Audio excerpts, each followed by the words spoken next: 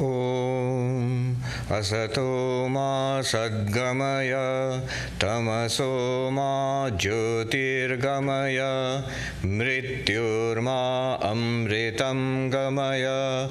Om Shanti Shanti Shanti. Om, lead us from the unreal to the real, lead us from darkness unto light, lead us from death to immortality. Om, peace, peace, peace. Om Namah Shri Yatirajaya Vivekananda Suraye Satchit Sukhaswarupaya Swami Netapaharine. Salutations to Swami Vivekananda. Good morning and namaste, everybody. It's wonderful to be back here in Hollywood, in California and in Hollywood. My special thanks to revered Swami Sarvapriyananda Maharaj, who has given me this opportunity, this invitation and this opportunity and arranged this wonderful occasion. My pranams to revered monks, Matajis, other monastic members, and friends, dear friends. I started with a salutation to Swami Vivekananda because the talk today, this morning, is a reflection on a talk given by Swami Vivekananda in New York in 1896. This is found in, I think, the third volume of the complete works of Swami Vivekananda. It's called One Existence Appearing as Many. That was the title of the talk. It was a series of talks, and this was the final one. I am going to just sort of reflect on this and share some thoughts. Let's just think together and reflect on it. And afterwards there'll be a short Q&A session also after the talk. You know, just a couple of days ago, Dana, who is here, he asked a question that isn't it true that all of this, what you're talking about, it all depends crucially on dispassion, on overcoming desire, on letting go desire, purifying the mind. Absolutely, deeply, totally. Isn't it true? And I said, of course it does. Now, interestingly, this talk, Swami Vivekananda, One Existence Appearing as Many, he begins with this question raised by Dana. The first thing he says is, Vairagya is the turning point in all the yogas. Dispassion, overcoming desire, purifying the mind, letting go of worldliness. That is the turning point in all the yogas. What pushes us from worldliness to spirituality? Even in religion, from a kind of mass conventional religion to the higher religion, from religion to spirituality, the turning point, the crucial condition is vairagya. It's a Sanskrit word, vairagya. It has a connotation of, our mind has been dipped in worldliness. All the time, I want, likes and dislikes, temptation and terror. This is how we are conditioned. We must rise above this to be spiritual. Without that, no spirituality is possible. Even some kind of conventional mass religion is possible, but Vivekananda calls that a shopkeeping religion.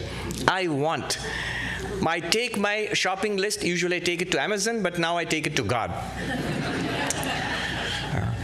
I make this distinction between conventional religion and higher religion, between religion and spirituality on this point. Is God for my life, or is my life for God? Is God for my life, or is my life for God? What is God for my life? There are many things which are conveniences to me in life. A washing machine is a convenience, a car is a convenience, Wi-Fi is a convenience. I saw once this gentleman who was clearly homeless, sitting outside a supermarket in New York, and on the street, but sitting near a convenience store. And somebody told me, why he sits there? Because he gets Wi-Fi from the store. So all of these are conveniences to us in life, and God is one more convenience, makes our life easier. Now that's God for my life. Nothing wrong in it. We must not denigrate it. Mass religion is like that. At least there is faith in God. At At least there is faith in something transcendent. The hope is that they will overcome, people will move on from asking for things, from the Christmas list, giving it to God, treating God as Santa Claus. Move on from there. And there's nothing wrong in that, but one must move on from there. Sometimes people say, I used to believe in God, then this terrible thing happened to me, and now I don't believe in God anymore. Or I used to believe in God, and I really, really prayed for something to happen. I wanted something, and God didn't give it to me, so I don't believe in God. It's all just fairy tales. What happened? I had hired God to do a job, improve my life, and you couldn't do it. You're fired. You're just fired. That's the loss of belief in God, because God is not serving my purpose anymore.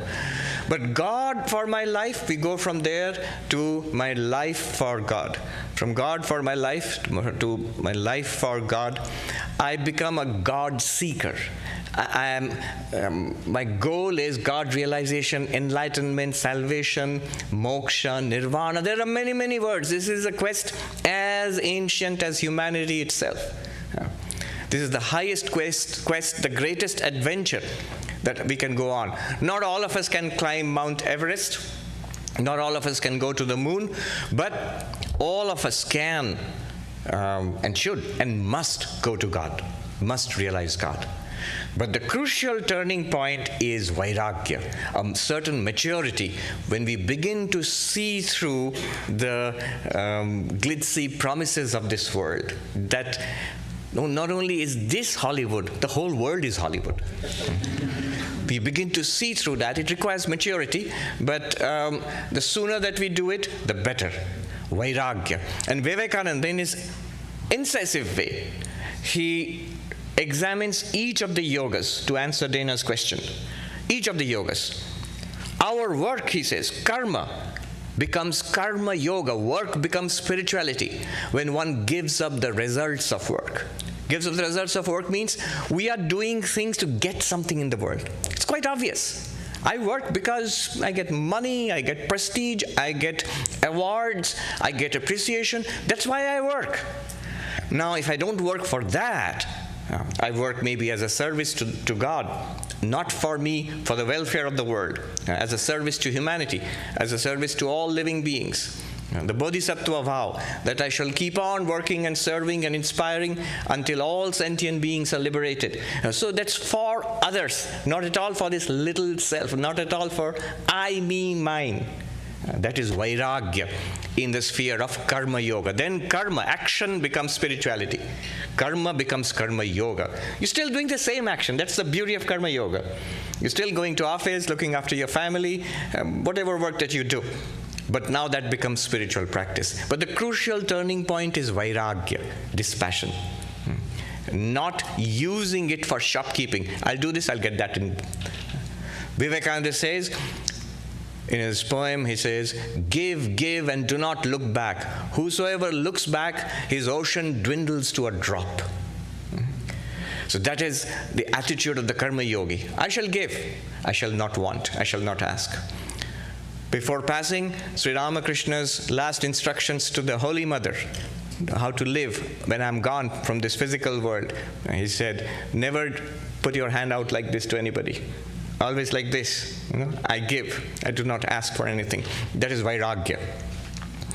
Then Swamiji says, the bhakti yoga, in bhakti yoga, one gives up all little loves for one great, Swamiji's language, one great almighty omnipresent love. Giving up all little desires. See, the nature of desire is that it is of the nature of I want, I want, I want, I want, in the world, whatever. It could be gadgets, relationships, money, achievements, recognition, Facebook likes, parking. So I want, grasping out into the world. And it is it's in another feature of desire is it's 100-fold, it's 1,000-fold. It's spread out in the world, a network of desires, each one of us. Now the nature of bhakti is that all of those desires are now collected into one almighty desire. Now it's called love. And this is directed towards God. Not towards the human, not towards the material, but towards God. Then desire becomes devotion. But the crucial turning point is vairagya, dispassion. One must rise above, I want, I want, I want. You see, Swami Vivekananda, he later, I will discuss it a little more, that maturity comes when we realize that we are not becoming happy by this I want, I want. Vivekananda says in one place that, do not want anything, do not desire anything. Why not? Because you will get it. What's so alarming about that? What's so alarming is this, that when we want something in this world and we get it, the result is always, invariably, dissatisfaction. It's never enough. If we want things in this world, there are only two possibilities. Either we won't get what we want, then frustration, or we will get what we want, then dissatisfaction. These are the only two default values in this world, dissatisfaction or frustration. We don't see it because the world is Hollywood, doesn't allow us to see it. It's dressed up in glamorous clothes. And so we get sucked into it and we spend our lives in vain here until a maturity comes. Vairagya, dispassion. Then Vivekananda says, the meditator, the yogi has vairagya. In what sense? To become a yogi, a meditator, one must have vairagya, dispassion for all experience, subject-object experience. I want to see, I want to hear, I want to smell, I want to taste, I want to touch. What does the yogi do? Stop. Sit. Close your eyes. Shut off your senses. Look inwards. Stop talking, stop mental talking, stop thinking. So all subject-object experience, that is the essence of Patanjali Yoga. The essence of yoga is chitta vritti nirodha, the cessation of the modifications of the mind. But what are modifications of the mind? Just our thoughts, perceptions, feelings, just all sorts of experiences which we call life itself. And here you must have vairagya towards all kinds of course here experience means worldly experience, sensory experience. So I have vairagya towards that. No, I'm not interested in seeing. No, I'm not interested in hearing, smelling, tasting, touching. I'm interested in the reality that lies within. Calm down the movements of the mind and see the reality which transcends the mind.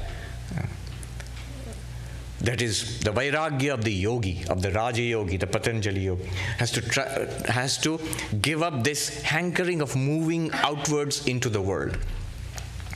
Freud, that old curmudgeon, but he had some wonderful insights. He was a total atheist, but he had some wonderful insights into human nature. And he defines all our activities as prompted by libido, and we think he's talking about lust or passion. But the way he defines libido, any movement of the subject towards the object is libido.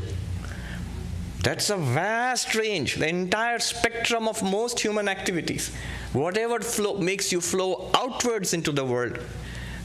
And the yogi, the Raja Yogi, has dispassion, vairagya for that. Without that, if you sit quietly in meditation, it won't work because the mind is pushing you outwards. You must let go of it from the mind. Then only you can sit calmly and turn inwards. Vairagya towards all external experience, all sensory experience. And then Vivekananda says that vairagya of the jnani on the path of knowledge is the greatest of all. It has to be, because his sacrifice, he has to let go of the universe itself. He has to let go of the universe itself. Because from the jnani's point of view, from the path of knowledge and the path of Advaita, the entire display is a display. It's not reality. And if you are in the path of knowledge, you're in search of truth. What's real? What's really happening here? It's not here. The entire thing has to be let go from the very beginning. Vairagya. That's why when we study Vedanta, the first thing we study is Vairagya. Ihamutra phalabhogartha viragaha. For every desire for any kind of experience and enjoyment of anything in this world, here or hereafter, in heavenly delights. You have to let go of it right now before you enter through the doors of knowledge. Vairagya is crucial, he says. It's a turning point in our spiritual quest, this dispassion. So Dana, you're right. And Vivekananda agrees with you. Suppose he said, it's too tall a demand. I can't do it. Well, then the path will be slower. It will be a little more difficult. With the intense Vairagya, it's easier. It's faster. People ask, at this point, I was just thinking, people ask so many questions about spiritual life. Most of the questions don't have much to do with spirituality. They are physical problems, relationship problems, mental problems, psychological problems. And 80%, not all of them, but 80% of our problems can be solved by Vairagya. By Vairagya. By dispassion, by the attitude, I do not want anything from anybody. There was, I think it was Swami Subodhanandaji, in one of Sri Ramakrishna's disciples, Swami Vivekananda's brother disciples, in our main monastery in Belur Mutt. And there were a group of American devotees visiting, including some American women, Josephine MacLeod and others. And they wanted something, they wanted to ask him, and Vivekananda had asked him to help. And he said, I don't know English, and I can't talk to these American ladies. And Vivekananda, he was mischievous. He said, whatever they say, just tell them, give them what they need, and they'll say thank you, and then you just say, I don't care.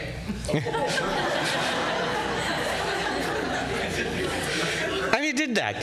So, of course, the American ladies realized it was Vivekananda behind that mischief. But that's Vairagya. You say, the world says thank you to you, and you say, I don't care. I don't care. Most of the problems in our lives, 80% is solved with Vairagya, dispassion. I don't care.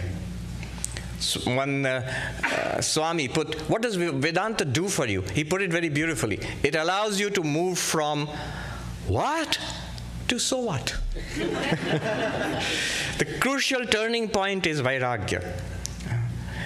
Shankaracharya sings, Kasya sukham na karoti viragaha. He says, he describes the life of a traditional monk wandering monk in India. Tarutala vasa, karatala bhiksha. Whatever food, whatever chance brings, you take food with the palm of your hand. There's a story about this. So there was a monk in the Himalayas, and it's a true story. So he had almost no possessions, but he had a begging bowl. And one day the begging bowl there's a hole in it. And there's a devotee who would visit him once in every few months and asked him, Swami, can I do something for you? And he would say, no, I don't need anything. And finally, when he kept on bugging, let me do something for you. Look, your begging bowl has a hole in it. Let me get you a new one. In those days, you had to go a few thousand feet below to a market and buy something. So this devotee went, and the next time he came back after a week, he gave him a shining new begging bowl. And the Swami said, I don't want it.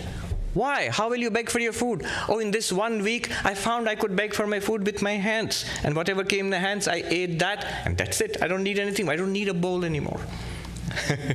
So, Shankaracharya says, begging for your food with your hands. And where do you sleep? As Vivekananda says, the sky thy roof, the grass thy bed. Shankaracharya says, Tarutala vasa.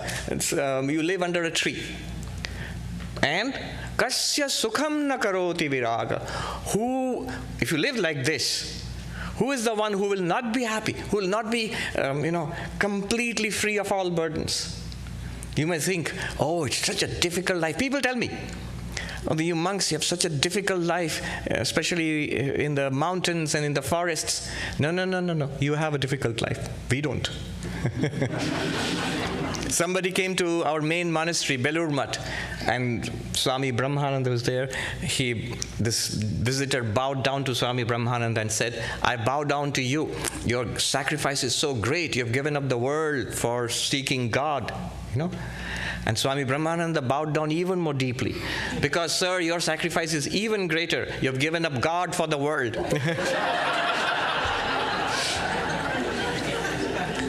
We have thrown away a few pieces of glass for getting a diamond. You've thrown away the diamond for a few pieces of glass.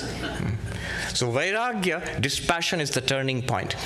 Now Vivekananda goes on. The next question in our minds is, or should be, what's the point of it? You are asking me to give up everything that I know and love and want, and yes, also something that gives me suffering and fear and anxiety. But you're asking me to give it all up for what?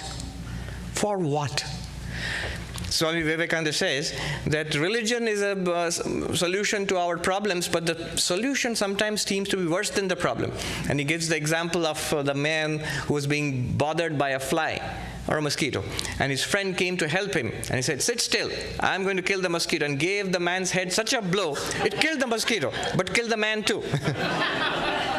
The problem was solved, but we don't want a solution like that. And religion seems to give such a solution. Look at this, Vairagya. And we say, hold on. Vairagya, dispassion, no desire, then where's all the fun in life? Where's all the fun in life? What's the point of it? What am I trading in my whole world, my life for? What am I getting in return? What's the utility of all of this? And Vivekananda's first answer always is that these questions are of no value for the person who seeks knowledge, because truth is above utility. Truth is has its own value. You're seeking what's real. But having said that, there is the greatest utility. There is the greatest utility. It takes us beyond sorrow and gives us the ultimate happiness. Isn't that what we want in life? All that we are doing in life, everybody, whether worldly or spiritual, you may not have a spiritual bone in your body, but what you are doing in your life and what the greatest yogi is doing in his or her life is the same thing. We're trying to overcome suffering and attain fulfillment. Some of us are doing it wisely, others are doing it otherwisely. But the same struggle. I remember when I was a novice many, many years ago, decades ago in fact, I was reading this American philosophy, a quintessentially American philosophy. It's called pragmatism. You know, Charles Sanders Peirce, William James, and it is sometimes oversimplified as cash value philosophy. What good is it? What practical value is there? The test of truth. What's real? What's true? The test of truth is practical value. What does it do for me, for society, for community? So I asked a teacher of ours in our monastic training center in the main monastery one day. I still remember sitting there, armed with my new American philosophy. I asked, Swami, what good is it? What practical value, what cash value is there in Vedanta? And he smiled at me and he said, there is the greatest value. It gives you ultimate happiness and solves all your problems. That's how Vedanta is, it's how is it plugged? What's the selling point?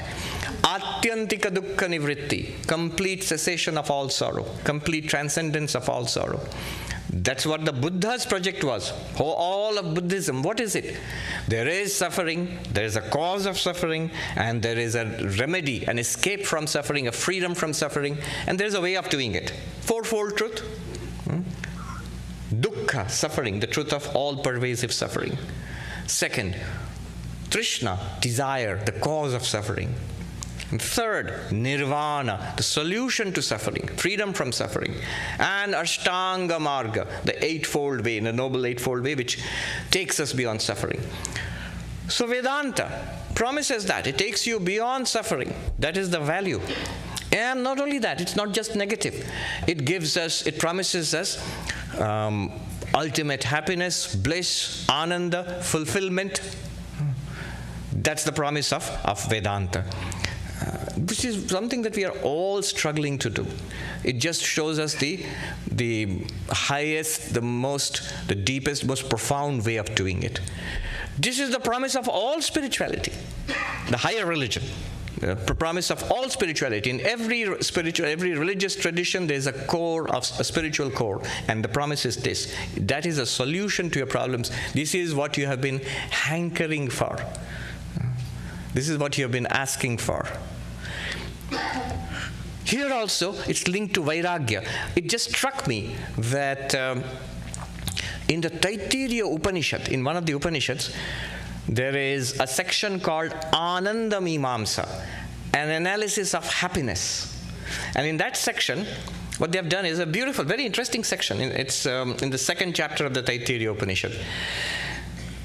It's an inquiry into happiness, into bliss. What makes us happy? How can we be happy? Takes up first the conventional way of being happy, of being successful, rich, powerful, enjoying life in this world and in the next world. So enjoyment, subject-object enjoyment. I am the enjoyer and I enjoy all sorts of sense enjoyments. And it contrasts it with the second way of attaining happiness, which is through dispassion. So it starts off by saying that Taittiriya Upanishad, that section. Imagine a person who has everything in life.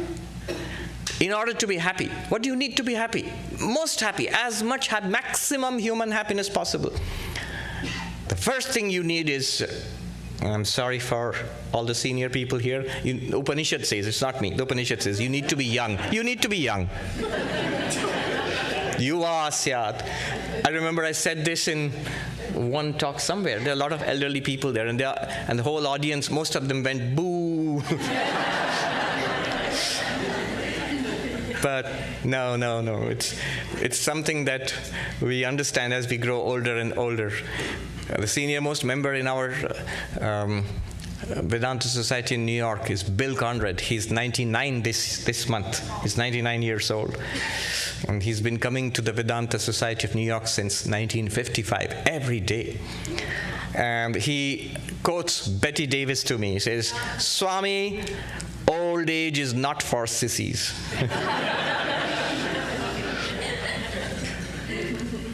Yeah. Recently he's taken to using the ambulance, the 911, like Lyft and Uber, you know. Basically gets around the city in Manhattan by an ambulance in style.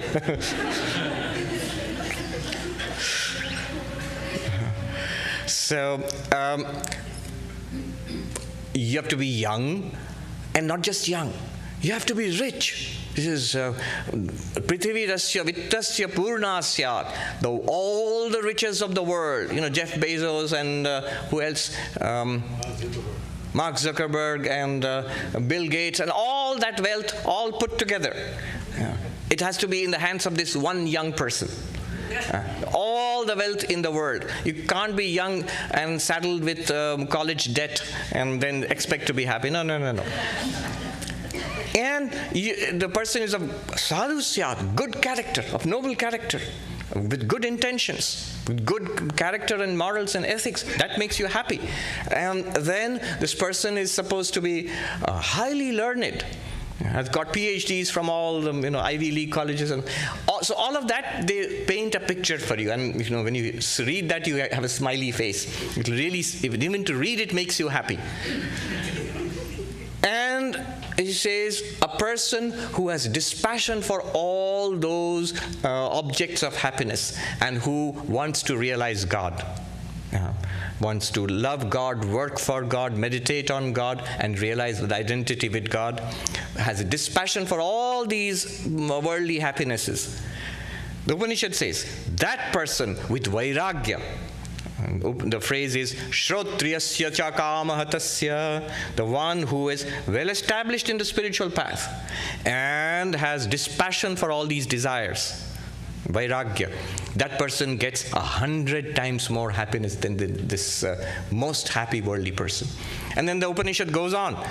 There are other worldly happinesses. There are other worlds.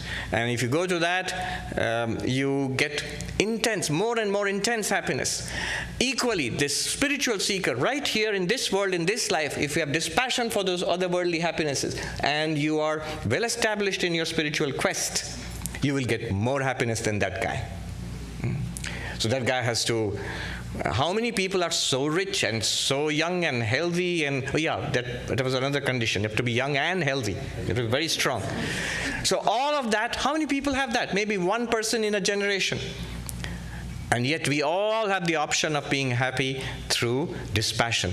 So Vivekananda says this question of utility, yes, it has the greatest utility. Vairagya, dispassion has the greatest utility when you combine it with a spiritual quest. Not by itself. I don't want anything, I don't like anything. That's depression, that's not spirituality.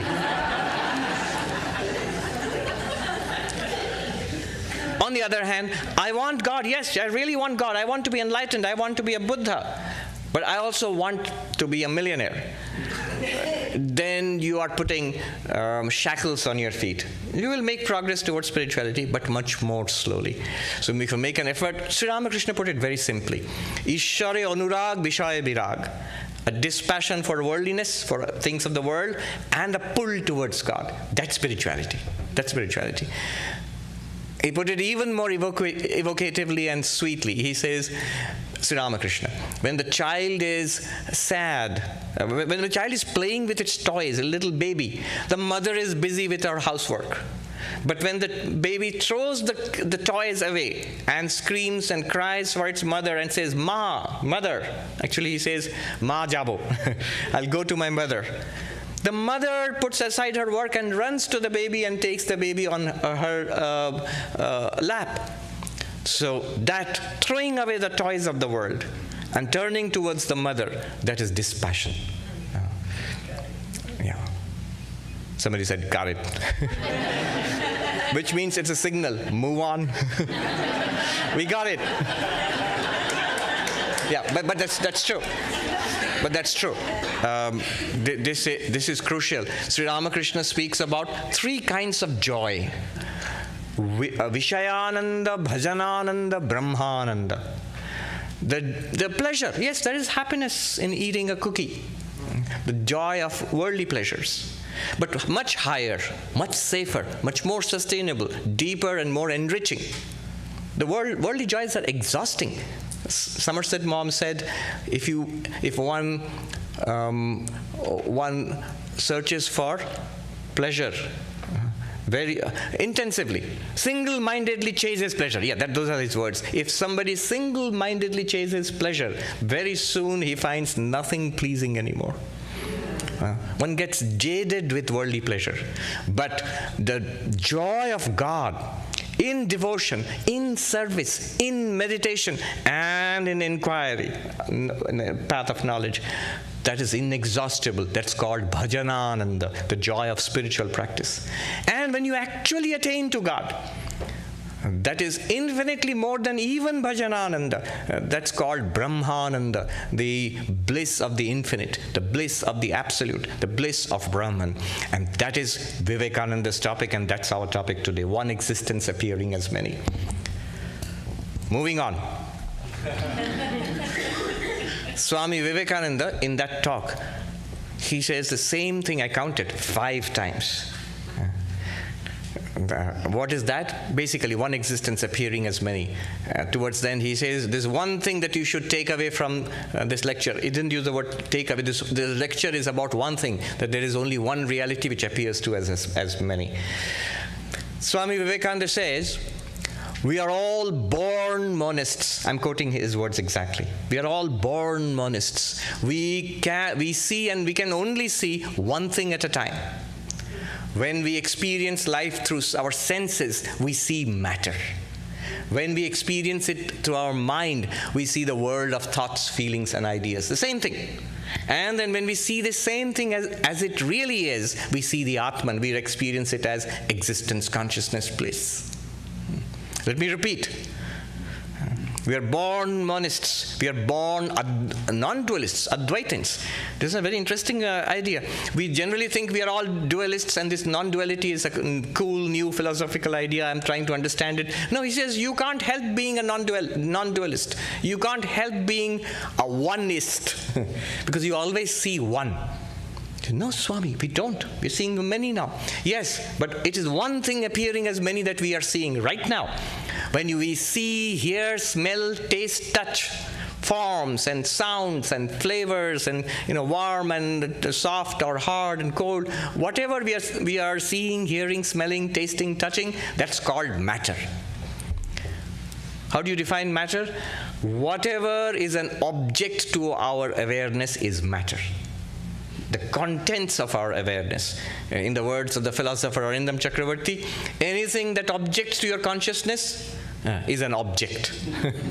An object is that which objects to your consciousness. Imagine that your awareness is like a field spreading around. Then it runs up against the table, the Swami, the flowers, and the shrine. Those are objects. They're stopping your consciousness, and you take a look. Okay, here's an object. Whatever we see, hear, smell, taste, touch through our senses, that's matter. That's our first pass at this one reality appearing as matter. And it's an ocean of matter. There are things, there are people and animals and plants and the sky and the earth and the tiny and the vast, but all matter, all physical. And then, if you think a little more deeply, see, all of it appears to us in our minds. When we look inwards, we have a world, inner world, each of us. We have an inner world of thoughts, feelings, likes, dislikes, enjoyment, suffering, ideas, memories, personality. That's the world of the mind. It's the same thing now appearing to us as a world of ideas. Here is something interesting. We don't think that way. We think both of them are appearing to us at the same time. Here is a world of matter, and here is a world of thought. Vivekananda says, be careful, think a little more carefully there. As long as you're thinking of it as matter, it's physical. But then when you internally experience a thing, it becomes mental, intellectual, perceptual. Even the world of matter now becomes something presented to you in the mind. Let me repeat that. When you take a look from the mind's perspective, this physical world, including the body, is presented to you in the mind as mind.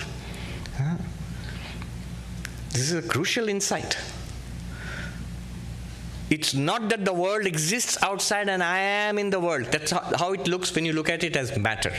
But when you look at it as mind, then I am thought, feeling, perception, and in my perceptions, the world is coming to me in the mind. The physical world is existing in the mind.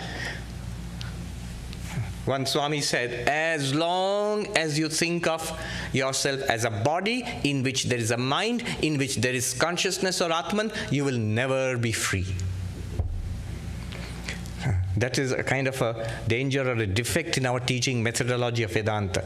What impression does it leave us with? When I say I'm not the body, not the mind, I am the witness consciousness, seer and the seen, the 5 levels of the human personality, the physical, the vital, the mental, the intellectual, the causal, and beyond that witness consciousness, it leaves us with a kind of unspoken, implicit understanding. Okay, what the Vedanta is telling me is, here is the body, and somewhere in there is a mind, and somewhere in this is some kind of consciousness, and I'm supposed to be that consciousness. Is that right? Vivekananda and Vedanta, what Vivekananda is trying to tell us here is, that's a way of teaching. He says this in this lecture more than once. Yes, I have taught you. You're not the body. Beyond that, inwards, you look inside, you'll find mind. Inwards, if you look inside, you will find the Atman consciousness. But that's just a way of speaking. That's just a way of teaching. Vivekananda says that. I don't mean it. Don't take me seriously. It's not 3 in 1. It is one only, which is appearing as 3 at 3 different levels. It's the same thing here and now. And you look at it even more deeply, beyond the mind, deeper than the mind, transcending the mind, is Atman, is consciousness, is being, Satchidananda. So, matter at our first direct experience, contemplate it a little more, investigate a little more, it's mind. Investigate a little more, it is existence, consciousness, place, Satchidananda. Vivekananda says, what? What are we talking about? Here, right now.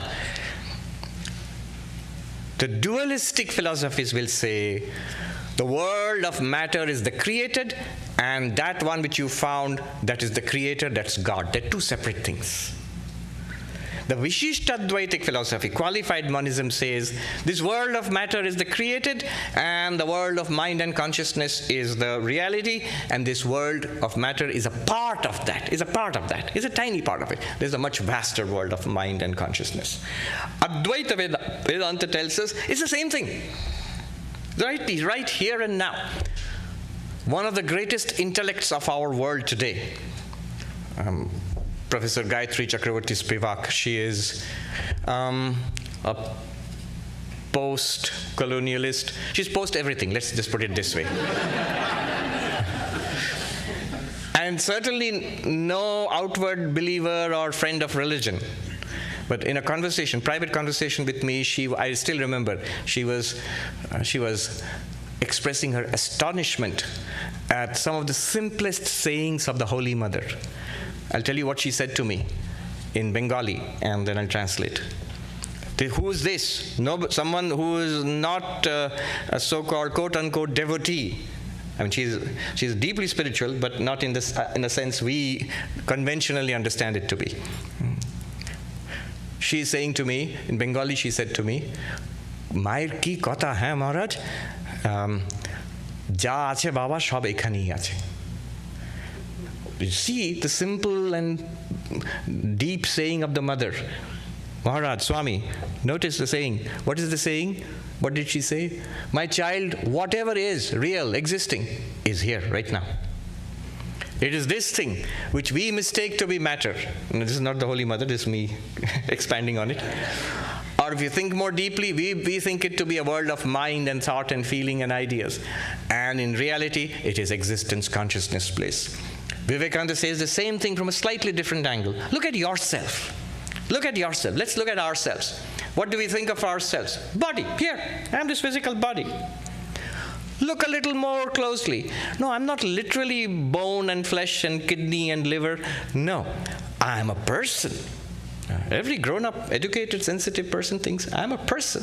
I have thoughts, I have feelings, I have memories, I have projects, I have failures, and I'm a person with a personal narrative. This is mind. Look a little more deeply towards yourself, you will see yourself as mind. And as you really are, what Vedanta wants to tell us, you are awareness, you are being, you are bliss itself, Satchidananda. Again, the same thing Vivekananda tells us. We are born monists. You can't help seeing but one. It's either matter or mind or the Atman, Satchidananda. Just this morning, the monks and the Matajis, they were gathered around here. Some devotees were here in morning meditation. After that, there was a chanting of the Gita. There was a chanting of the 15th chapter of the Gita, which I and every monk knows or should know by heart. Why should know? Because you don't get fed in the Himalayas without that.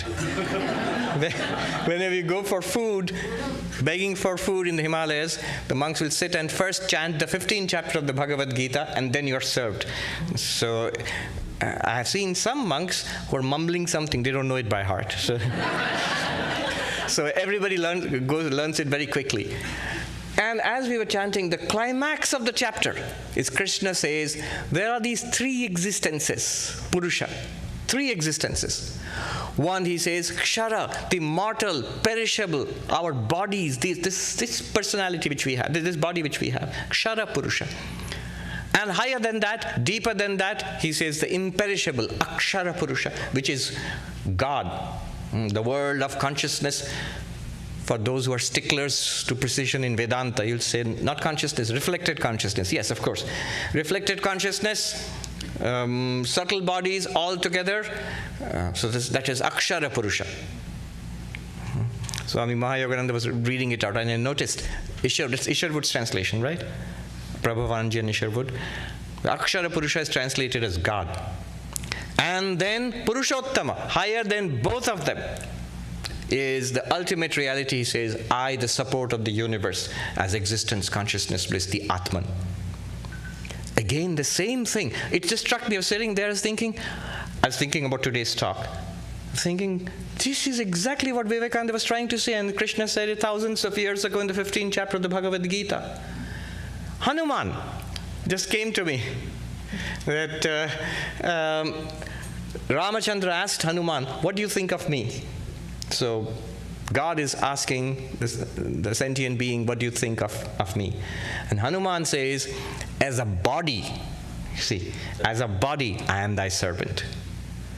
As a sentient being, I am thy part, a part of you. But as the Atman, I and you are the same thing. Jiva buddhya dasoham. No. Deha buddhya dasoham. Jiva buddhya twadangshaka. Atma buddhya tu tvamevaham. Iti me nishchitamati. As a body, as this Hanuman, I am your servant, you are my Lord. We're going to have a very beautiful song about this. Yes.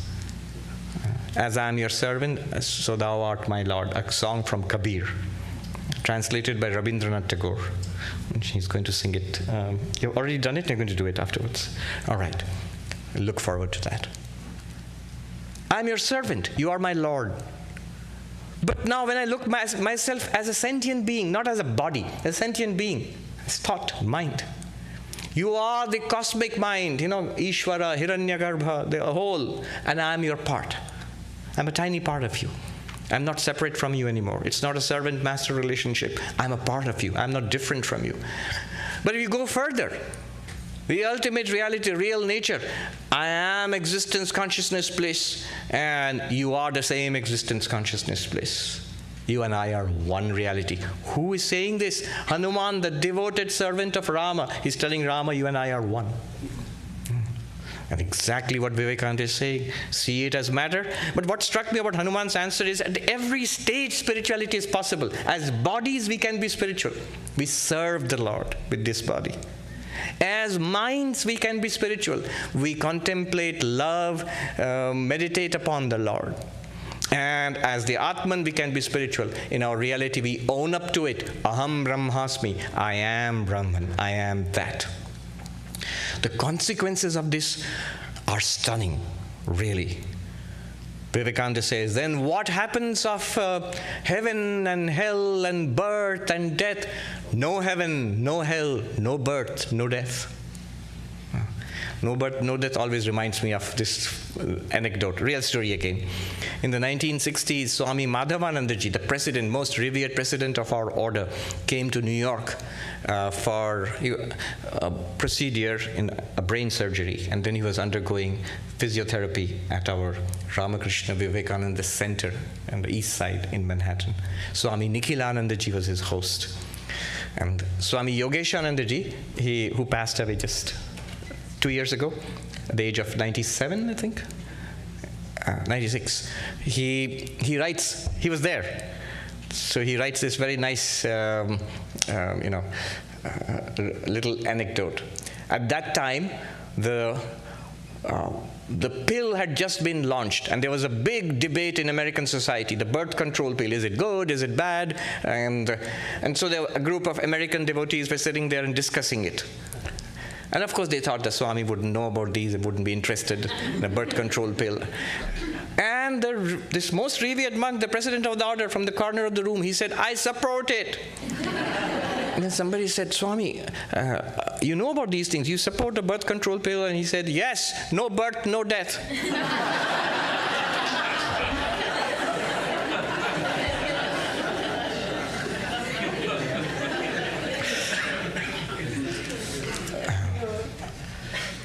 Vivekananda says, then what happens if it is one existence as appearing as many and you are that? In that case, what happens to birth, death, rebirth?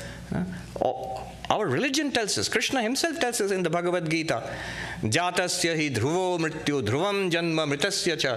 For those who are born, certain is death. But for those who die, certain is rebirth. What happens to all of that? Those become stories. Those become part of the movie. Those become Hollywood. The reality is, we are one limitless existence, consciousness, bliss. This reminded me of the great radical non-dualist Shankaracharya's guru's guru, Gaudapada Acharya, writing 1400 years ago in his Mandukya Karika, in the third or second chapter. There's a verse, a devastating verse. Na nirodho na chutpatti, na baddho na cha sadhaka, na mumukshur na vai muktaha, ityesha paramarthata. There is no end to this samsara. We feel scared. Oh, really? There's no end to this. We were told there is an end to it. You become enlightened, you'll be free. So there's no end to this samsara. Why? Because there's no beginning. That which never began, why would you want to end it? There's only one existence which appears to you as samsara, but there is no samsara as such.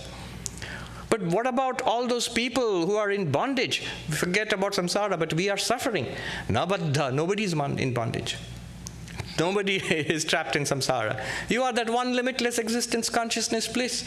But what about all those people who are meditating and praying and driving a long way to Hollywood to come and attend the talk on Sunday? What about them? The sadhakas, the spiritual seekers. And Gaudapada says there is no spiritual seeker. There's nobody who's a spiritual seeker. There's only one existence, consciousness, bliss. Then what about the seekers of freedom? And freedom from samsara. Na mumukshu. It's nobody who is a seeker of freedom from samsara. They are all existence, consciousness, bliss. Oh, I see. You mean everybody is free, muktaha? Everybody is enlightened and free? He says there's nobody who's free. What do you mean? Because if you are in bondage, then only you would be called free. If you're not in bondage, if you're not trapped in samsara to begin with, you're not really free from samsara either. So you are just this existence, consciousness, bliss. We say, what madness is this? Ityesha paramarthata. This is the ultimate truth. This is the ultimate truth. And Vivekananda says this.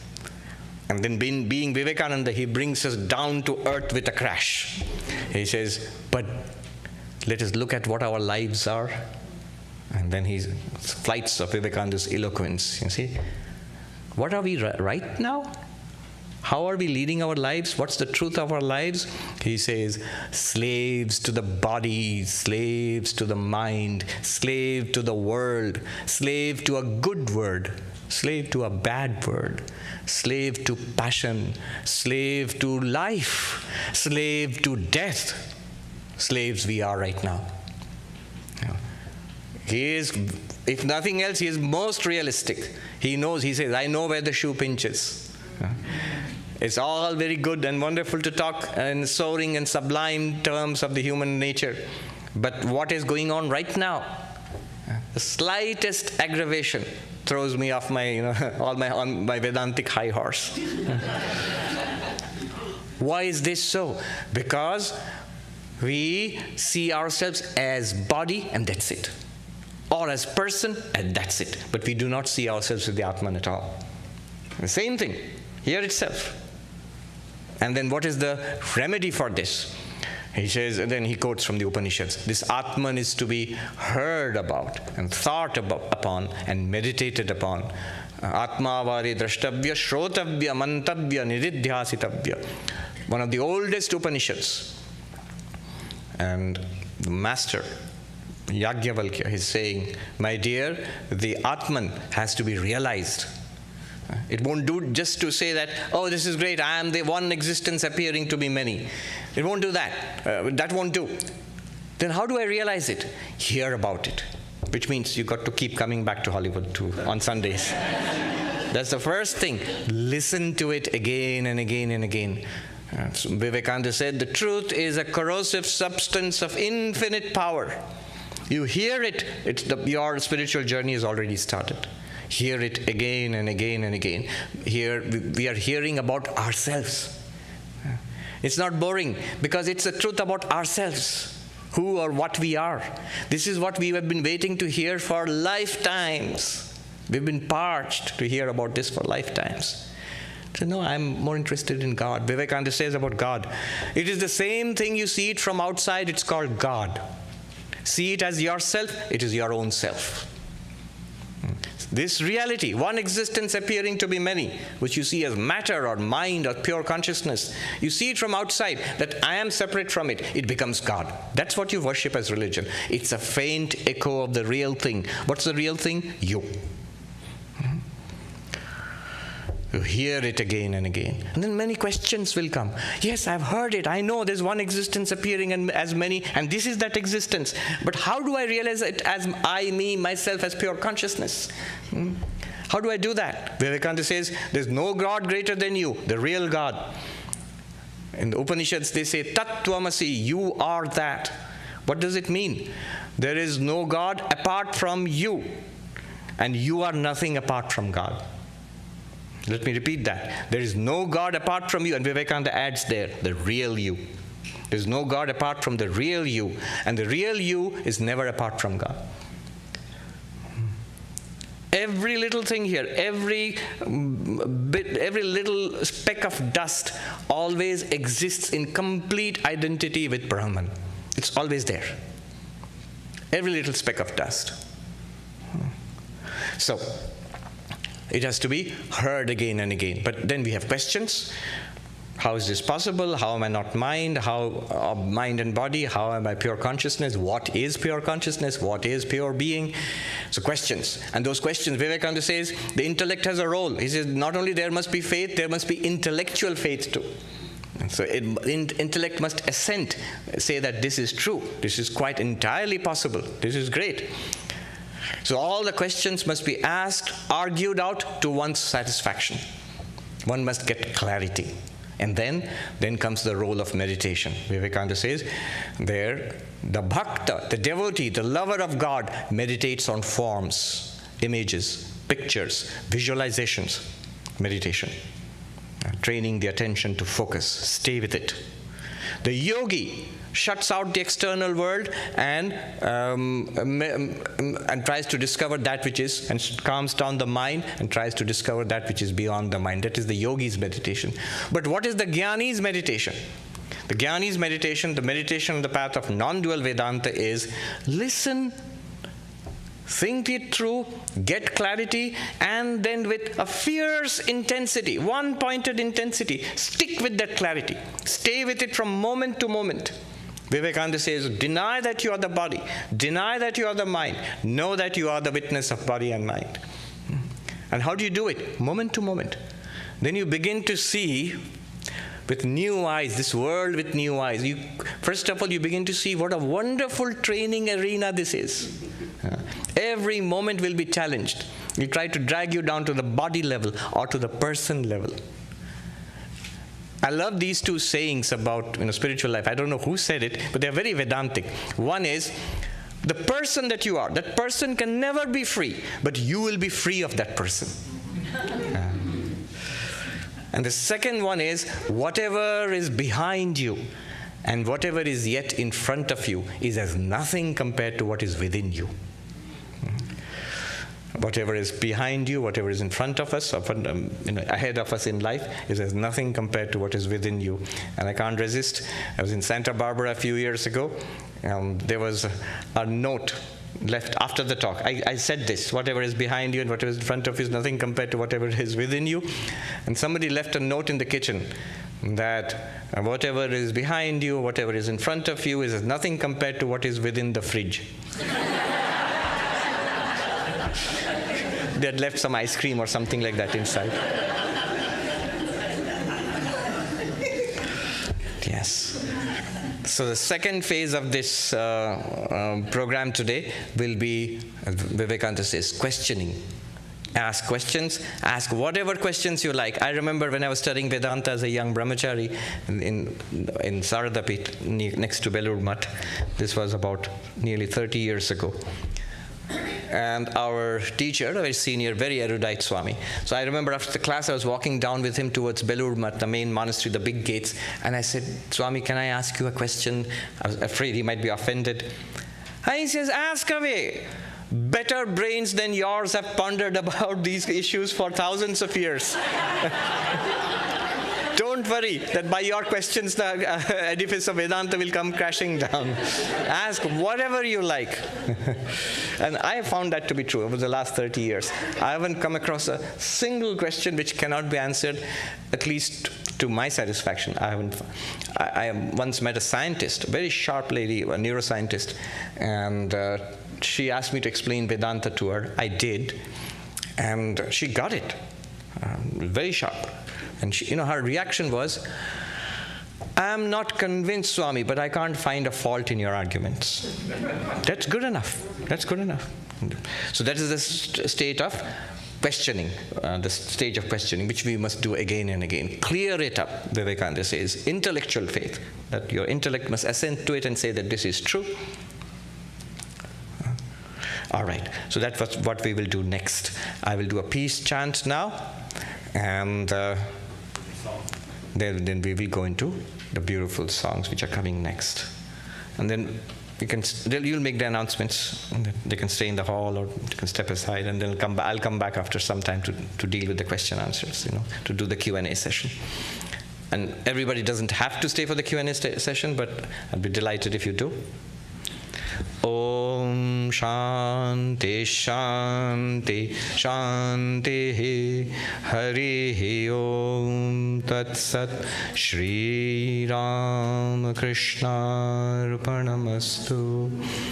I pray to the Lord and pray to the Divine Mother, by their grace, by their blessings, may this knowledge that there is one reality appearing as many, and we are that reality, that great saving knowledge may dawn upon us in this very life itself. Thank you.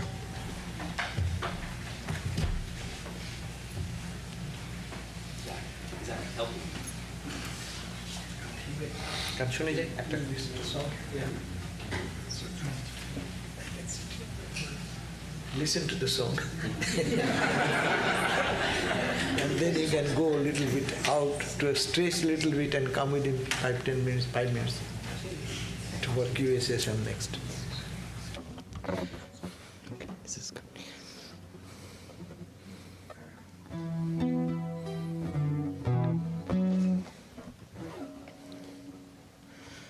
Check one.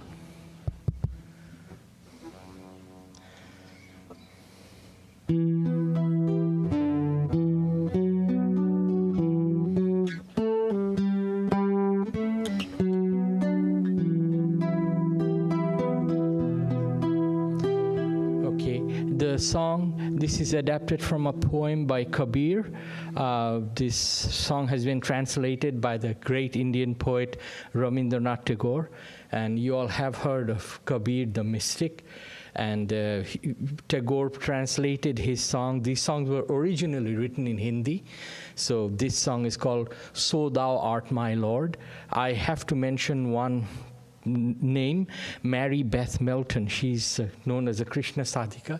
She was a devotee, a late devotee of Vedanta. So she put those poetries into music. So this is one of her greatest songs.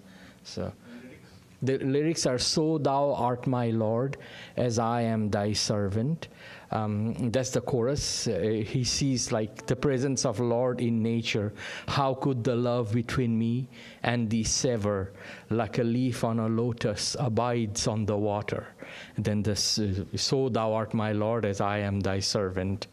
And then it goes, as the night bird Chakur gazes all night at the moon, so thou art my Lord, as I am thy servant.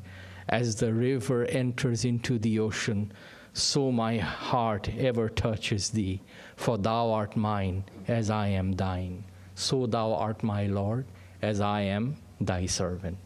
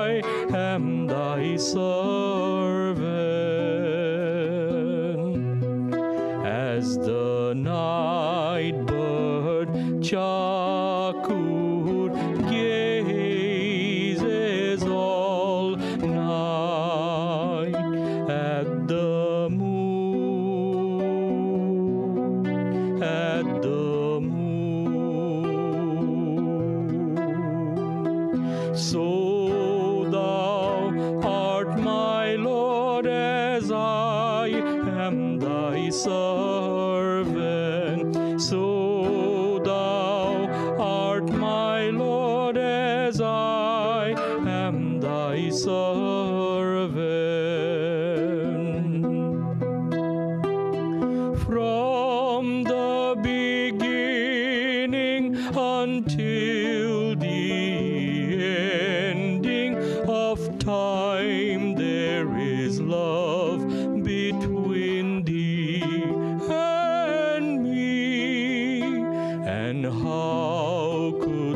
such love ever be extinguished. So thou art my Lord, as I am thy servant. So thou art my Lord, as I am thy servant. As the river enters into the ocean, so my heart ever touches thee, for thou art mine as I am thine. So thou art my Lord, as I am thy servant. So thou art my Lord, as I am thy servant. So thou art my Lord, as I am thy servant. So thou art my Lord, as I am thy servant.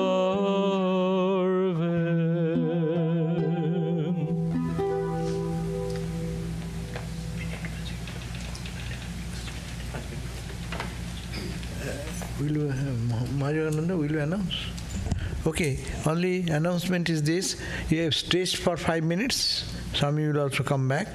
And then we'll have QA. And around, don't go away, because we have prasad for all of you. So if you don't take, we'll have to throw away. And okay, so please stretch, go for stretching, and we'll come back within 7 minutes. Okay.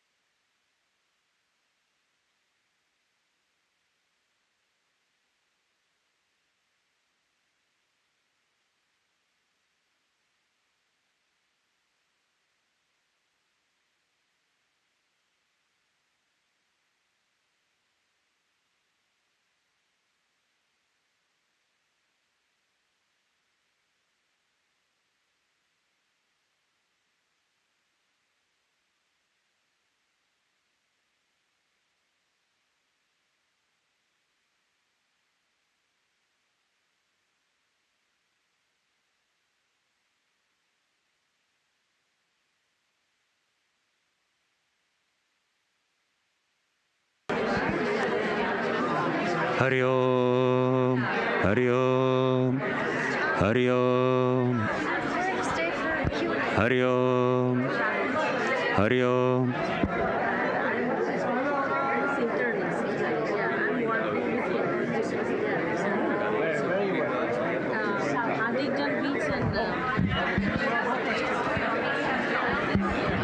We're very glad. Hari Om.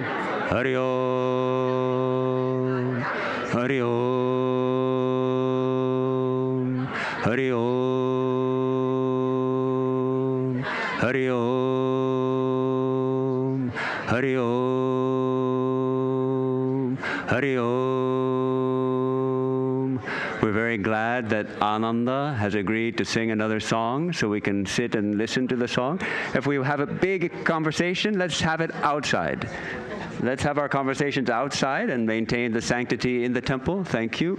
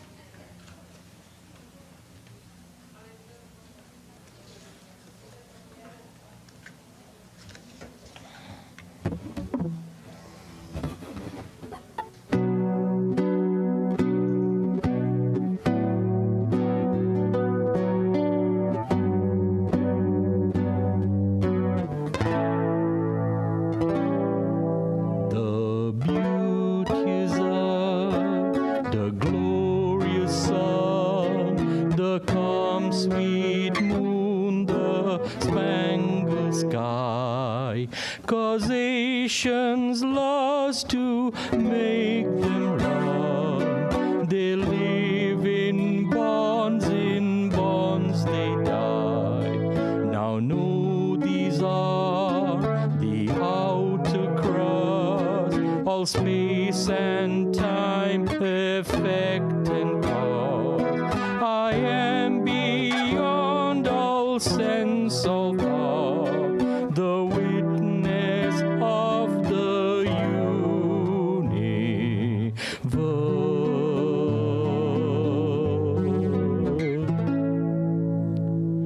before the sun, the moon, the earth, before even the stars or comets flee, before even time has had its birth. I am and I will be, nor angel I, nor man, nor brute, nor body thought, nor he, nor she.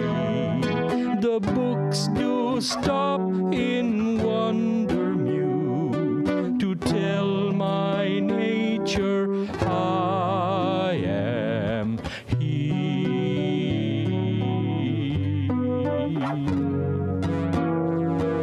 Let eyes grow faint and heart grow faint, and friendship fail and love betray.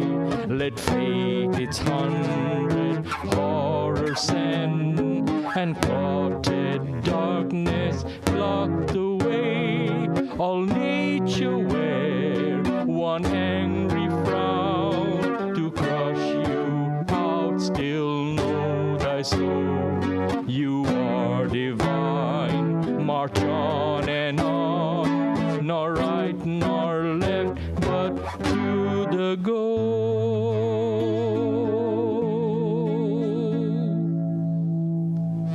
The beauteous earth, the glorious sun, the calm sweet moon, the spangled sky. Causation's laws do make them run. They live in bonds they dry. From dreams awake, from bonds be free.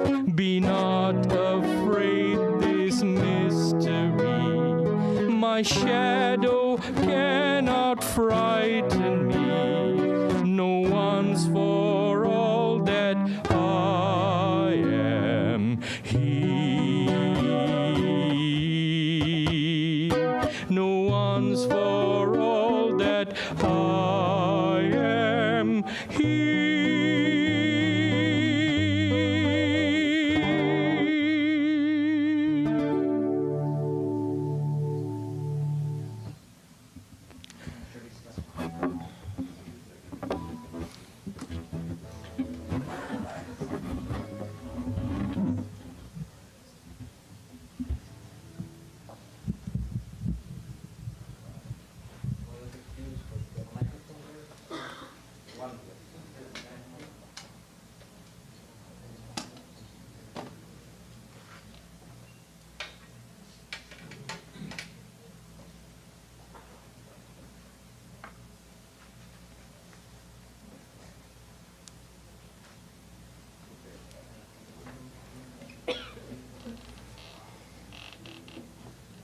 We're going to the second part of this program. We'll have a Q&A session. There are microphones on this side, and Kenny's got a microphone there, and one on this side too. So there are two microphones. You can, I think it's better if you go there and, instead of making him run around, or you have to catch his attention. So to raise your hand and wave them widely for your hand, so that's easy. We'll start here. Tell us your name and ask a question and be precise about it. Let's have the questions. Let's start. A moment. Yeah. Okay. You want to ask questions, or you just? No, they're just standing. They're just standing. Okay. Those who want to ask questions, you just raise your hands, and the microphone will come to you. Pranam Swamiji, thank you for being the new voice of Vedanta. My question is, we have been reacting with many scientists and everybody, and since we feel Vedanta is a very basic thing, why isn't it spreading like a wildfire, and why is scientific community still not accepting Vedanta as everything? Okay, that's a very good question. Why isn't the scientific community accepting Vedanta or other forms of spirituality akin to Advaita Vedanta? Because there are some very great similarities between Advaita Vedanta and, say, something like Dzogchen Buddhism. So why not? I think this question is very relevant to today's talk. Notice how Vivekananda says, what you see as matter, you can see the same thing as mind, and ultimately you can see it as Atman, existence, consciousness, bliss. Which means there are not two different domains. This is a domain of science, and then religion or spirituality is some other domain. It's this thing. We're talking about reality. Like Professor Gayatri Spivak said to me, you have to speak about what's here, not something else. And that's the challenge of a materialist, of a skeptic, of science. We are not interested in the supernatural, in God or heaven. We don't even know what those things mean. We are interested in here and now. And Advaita Vedanta boldly says, yes, we are talking about here and now. This thing, this very thing which you are investigating. Okay. The reason is why science has not and will not very quickly take it up is because science can explain this thing means whatever we are experiencing, can explain it very powerfully. The materialist paradigm, that everything is made of matter and energy, and there is time and space and matter and energy, that's the only reality that there is. And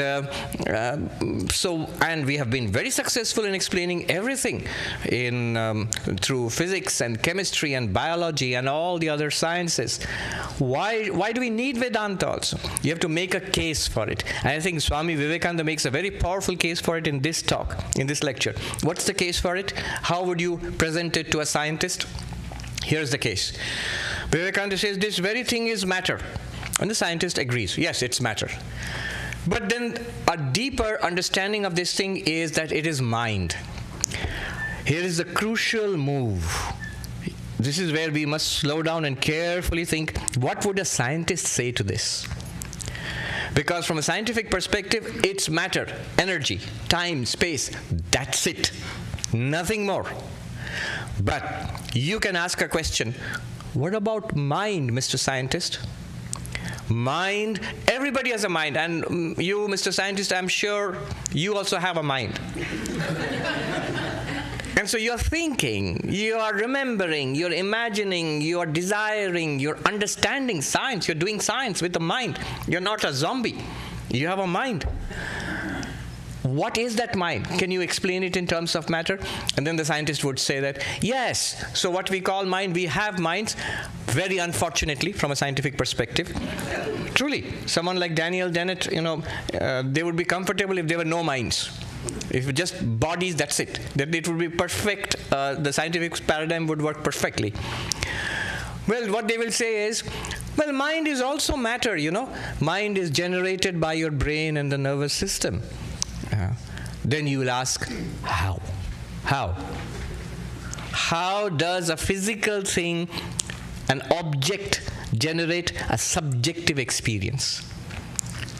Tell me, show me one object in the external world which has a subjective experience. Even there are objects which replicate all of our so-called mental activities, decision-making, memory, even creativity. The new AI machines, the programs, they are doing things which we thought only human beings could do. But they are doing all of it, they are doing it. But none of them have an internal first-person experience of thinking, feeling, imagining. How? And luckily, we are at a juncture right now, today, in today's world. This question has become the most important question in science. What is the question? The hard problem of consciousness. David Chalmers has formulated it in a particular way. But this has been around with us for a long time, but right now it has become very strong. So you can ask that question, and let me tell you, no scientist has any answer for that. And it's not a small thing. Our minds, our thoughts, feelings, emotions, our experience of the world, that's what makes life what it is. And you're trying to explain the universe. You can't explain the most important thing in the universe. The first thing in the universe which we experience is our own minds. You can't explain it. You have no idea what it is. So science must take it seriously, this question. And Vivekananda says, actually, you cannot reduce mind to matter. Every philosophy student who goes into a philosophy class, they'll always have this silly joke, there I've heard it. What is matter? Never mind. What is mind? No matter. Anyway, silly joke, but that's true. So that's the question you must ask, and the scientists are asking this question about mind and consciousness. In fact, if you Google it, I've forgotten the exact list, but if you Google it, 5 greatest questions in philosophy today. The 5 greatest questions in philosophy. Oxford University Press made a list of it a few years ago. I saw out of those 5 questions, 4 were related to mind. What is consciousness? Who are we? What happens at death? What is mind? Things like that. 4 out of 5 questions are the greatest questions in philosophy, they were saying. Only last one was about justice or something like that. But 4 out of 5 questions. In science, they're saying the most important question, and by some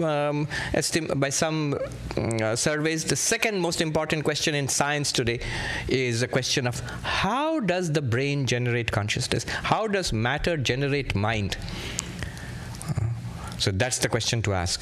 And because we are unable to answer that question, now some philosophers and scientists are moving to this idea that maybe matter does not generate mind. Maybe mind is ubiquitous, it's all pervasive, it's mind and consciousness are just as real as matter. Vivekananda says you can't reduce matter to mind to matter, but matter can be reduced to mind because matter is something that appears to you in mind. So we are living at a good time for this question to be asked. It won't be fast, it won't be quick, but it is moving in that direction. Yeah. Yes. Tell us your name and ask the question. Okay, Namaskaram Swamiji. My name is Sujata, and my question will come at the end of this. Many have referenced the Gita in the past for various reasons. And for example, most recently, well, in 1965, since we're in Hollywood, Oppenheimer in 1965 quotes chapter 11 about Lord Krishna talking to Arjuna, and I think a stanza 11, 12, and 32 maybe. But and essentially it is Lord Krishna saying he's a destroyer, everything resolves into him. I need some help reconciling or understanding why people who do some very bad actions also reference the Vedanta. And a lot of people do use it. That's a straight answer. Devil quotes the scriptures. See, if I'm doing something very bad, I can always quote the script. I want to be seen as being justified by religion, by morality, by whatever, something which justifies my actions. It's very natural for them to quote scriptures. Why only Vedanta? All right, next. Yeah. Namaste, Swamiji. Do you mind if I ask a question in Hindi? In Hindi? All right, I'll translate. You ask in Hindi. Sure. Tell us your name and ask the question. My name is Komal.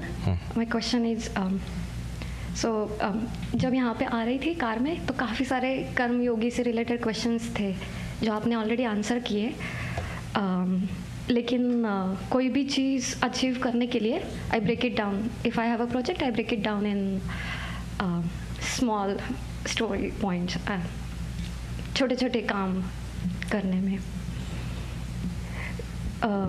क्रिया करने के बाद या फिर meditation करने के बाद बहुत अच्छा और शांत लगता है, लेकिन उसके बाद फिर से खाना ही बनाना है, बर्तन ही घिसने हैं. तो कर्म योगी का मतलब ये है क्या कि वो काम करते वक्त मैं गॉड के बारे में सोचूं या All फिर right, let me answer up to that. So she's asking that while I was coming here in the car, I was thinking about karma yoga, and whenever we do something, we break a big project into smaller bits, into chunks. So I experience peace and joy after prayer, meditation, worship. But then after that, I have to cook and do the dishes. So is karma yoga to keep my mind on God while doing the dishes? The answer is yes, but it's not as unglamorous as just doing the dishes. There's a book written by a Buddhist. The name of the book is very interesting. After the ecstasy, the laundry.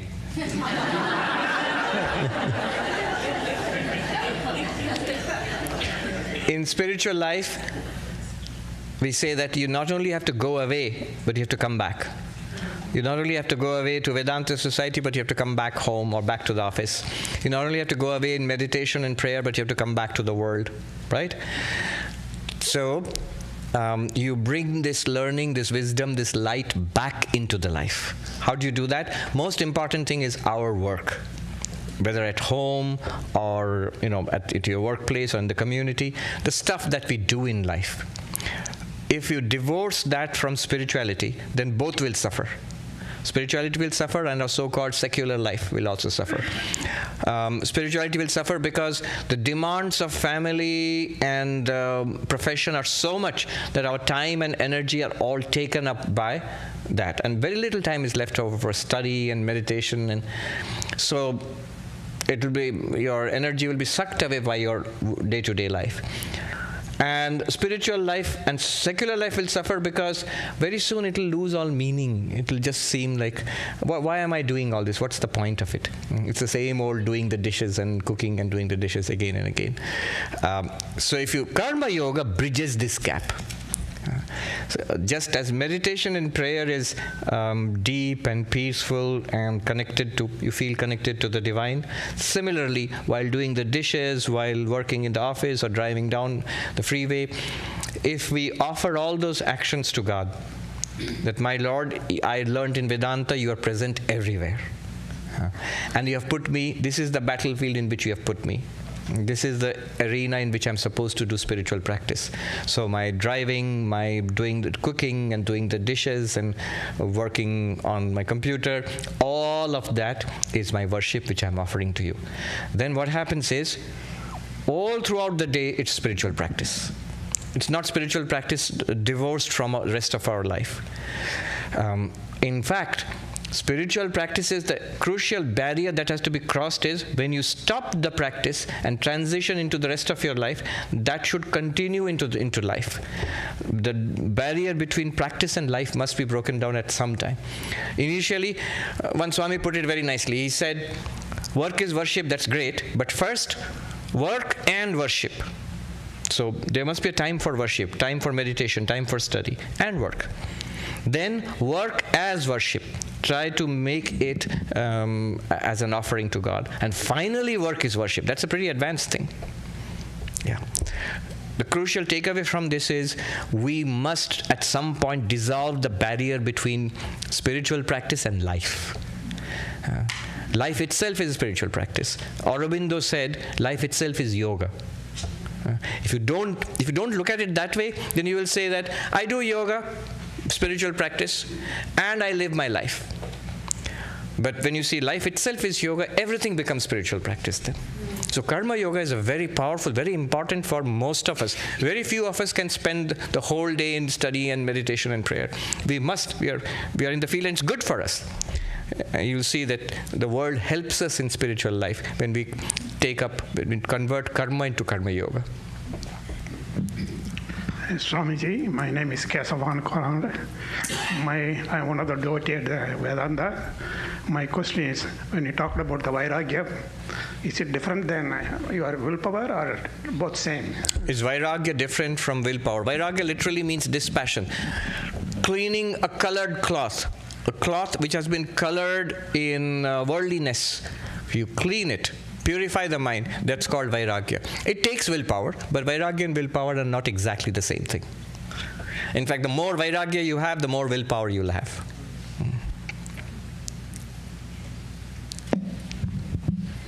प्रणाम स्वामी जी, बहुत बहुत धन्यवाद आपने आपसे वार्तालाप करने का एक मौका दिया और मेरा बस इतना सा प्रश्न था कि I'll translate. Yeah. मेरा बस इतना प्रश्न था कि मुझे ऐसा लगता है कि परमात्मा के पास पहुंचने के लिए साधना ज़रूरी है और अपने आप को पूरी दुनिया, इस तामसिक दुनिया से अलग रख के मेडिटेट कीजिए या ध्यान लगाइए, जो भी करिए, पर एक टाइम के बाद आपको ऐसा लगने लगता है कि ये दुनिया ज़रूरी नहीं है या लोग ज़रूरी नहीं है. तो आप कैसे उस बैलेंस को बनाए रखें अपने लाइफ में, जहाँ पे आप अपना So I understand the question as this, that he's saying that when you move towards God, if you isolate yourself from the world and you meditate and pray and study, and very soon a time comes when you feel the world is not necessary, people are not necessary, it's me and God. That's what you think. It really doesn't happen that way. Swami Vivekananda said powerfully, he said, "He who runs away to meditate and die in a Himalayan cave has missed the way. He who plunges into the vanities and the luxuries and the foolishnesses of this world has missed the way." If you plunge into life, you have missed the way. If you run away from life, you have missed the way. Then what is the way? And he says the way is to divinize life itself, to find God in those who are around you, in the activities that you are doing. Because if we have understood anything from Vedanta, what is the one takeaway from this talk? One existence appearing as many. So what you find away from people in your meditation room, in the meditation retreat, in the Himalayan or whichever mountains you go up to, what you find there is also here. Sri Ramakrishna said cryptically, "Jar hetay ache tar shetayu ache. Jar hetay nei tar shetayu nei." The one who has it here has it there. The one who doesn't have it here doesn't have it there either. So the thing is to spiritualize life itself. Look at the teachings, the whole motto of the Ramakrishna order, our order, which Swami Vivekananda, he formulated the whole teaching in one short phrase: Atmano mokshartham jagat hitaya cha. For your own liberation and for the welfare of the world. For your own liberation and for the welfare of the world. But why that and? Why that and? Why couldn't you have just said for your own liberation? You become enlightened and be free. That's what you want, right? Your ultimate bliss, overcoming suffering. That's it, finished. Why and the welfare of the world? You go back 2,000 years before, nearly 2,000 years before Vivekananda, when Jesus was asked by those people, remember they were all Jewish. So they asked, Judaism is a religion of commandments, of laws. So they have more than 500 commandments. Not 10 commandments, that's Hollywood. That's the Hollywood version. There are more than 500 actually. So natural question is, which is the most important one? Which is the most important one? They asked Jesus, which is the most important commandment? And Jesus said, "Love the Lord thy God with all thy heart and all thy might." First commandment, that's the one. That's the most important one. And you can imagine all the people around shutting their notebooks. Good, thank you. And then Jesus said, and one more. Love thy neighbor. Love thy neighbor. He was asked for one commandment, but he gave two, which means he regards both as essential. You can't separate them. It's all about God, so you should have just said, love God, that's it. No, and love thy neighbor. Again, thousands of years before Jesus, in the battlefield of Kurukshetra, Krishna and Arjuna are talking, and Krishna sums up the entire Gita in one short phrase: Mam anusmara yudhyacha. Keep your mind on me, think of me, the Lord, and fight the battle of life. And, the same and, coming down through thousands of years. Think of God, pray to God, meditate on God, think of God, keep your mind on God, and fight the battle of life. You can't run away from that. You can't say it's not essential. The Lord is telling you it's essential. Love God with all your heart and love your neighbor. Vivekananda says, Atmano mokshartham. Yes, struggle for your own enlightenment and liberation, moksha, and do good to the world. Why this and? Why can't we get rid of this and?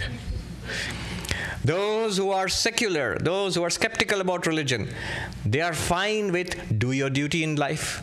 They are fine with love thy neighbor. They are fine with do good to the world. But that part about keep your mind on God, love God, your own liberation, they don't believe in that stuff. Those who are spiritual, we want enlightenment. They are okay with, keep your mind on God, love God, work for your liberation. But they're not particularly interested in love thy neighbor. And I don't hate my neighbor, but I'm just, as he said, I'm not interested. He or she is not essential. No. Why you can't do that? The answer to that is here in the talk which we just heard. Especially Vivekananda's original. I'll highly recommend. Go back to the original. 3rd volume of Swami Vivekananda's complete works. There's one existence appearing as many. Actually, it's a series of 3 lectures. Unity is the goal of a religion. And then the next one is, I forget the name. It's a wonderful, the free soul, I think. The second one in between. And then one existence appearing as many. It's a sequence. But this is the culmination. What we talked about is the culmination. If it is one existence appearing as many, what you are looking for in meditation, what you are praying to, what you want to attain, what you want to realize, is your neighbor also. Is the one you just called not essential.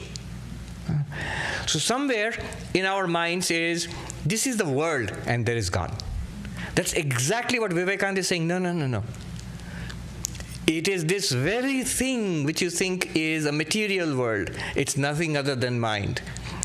It is this very thing which you think is the mind. It's nothing other than existence, consciousness, bliss. If you look at it from outside, it's called God. If you really realize what it is, it's your real nature. That's why. You cannot do away. So then what do? Do you still have the same relationships with the world as you had with other people? No. Spiritualize those relationships. Whether it's in the workplace or in the family, spiritualize those relationships. So it's a seamless life, huh? A seamless life, your own spiritual life, meditation, prayer, and with the world, service. Your attitude is no longer, what can I get from you? Your attitude is, what can I give? What can I do for you? Because my Lord, you are present in all these ways. Okay. Yes. Pranam Swamiji, and it's very nice to be in your presence. I've been listening to you for a long time, and this is the first time to be here. And my question is, on Friday, you walked us through the meditation, and on Friday? Thursday. Sorry. I was at in Santa Barbara. Yeah, I was here Thursday. Okay, Thursday. You walked us through a meditation which I was meditating with you, and it took to a place where there was this awareness, a sense of I am the awareness, and everything appears in my awareness.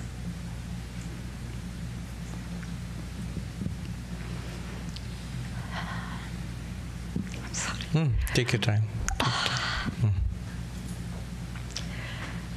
I've had the same experience, also doing Vipassana for a very long time. And, but however, there is this silence and the void in Vipassana that also has become a sense of it's in my awareness. But I cannot feel I am all that. There is still that feeling, sense of duality there. How does one go? Yeah. Think in this way. It's a very good question, but very subtle and deep. When I feel the silence and the void in the Vipassana meditation, it's not a dead void. It's not an inert, inanimate, insentient void. It's what the Buddhists call a luminous void.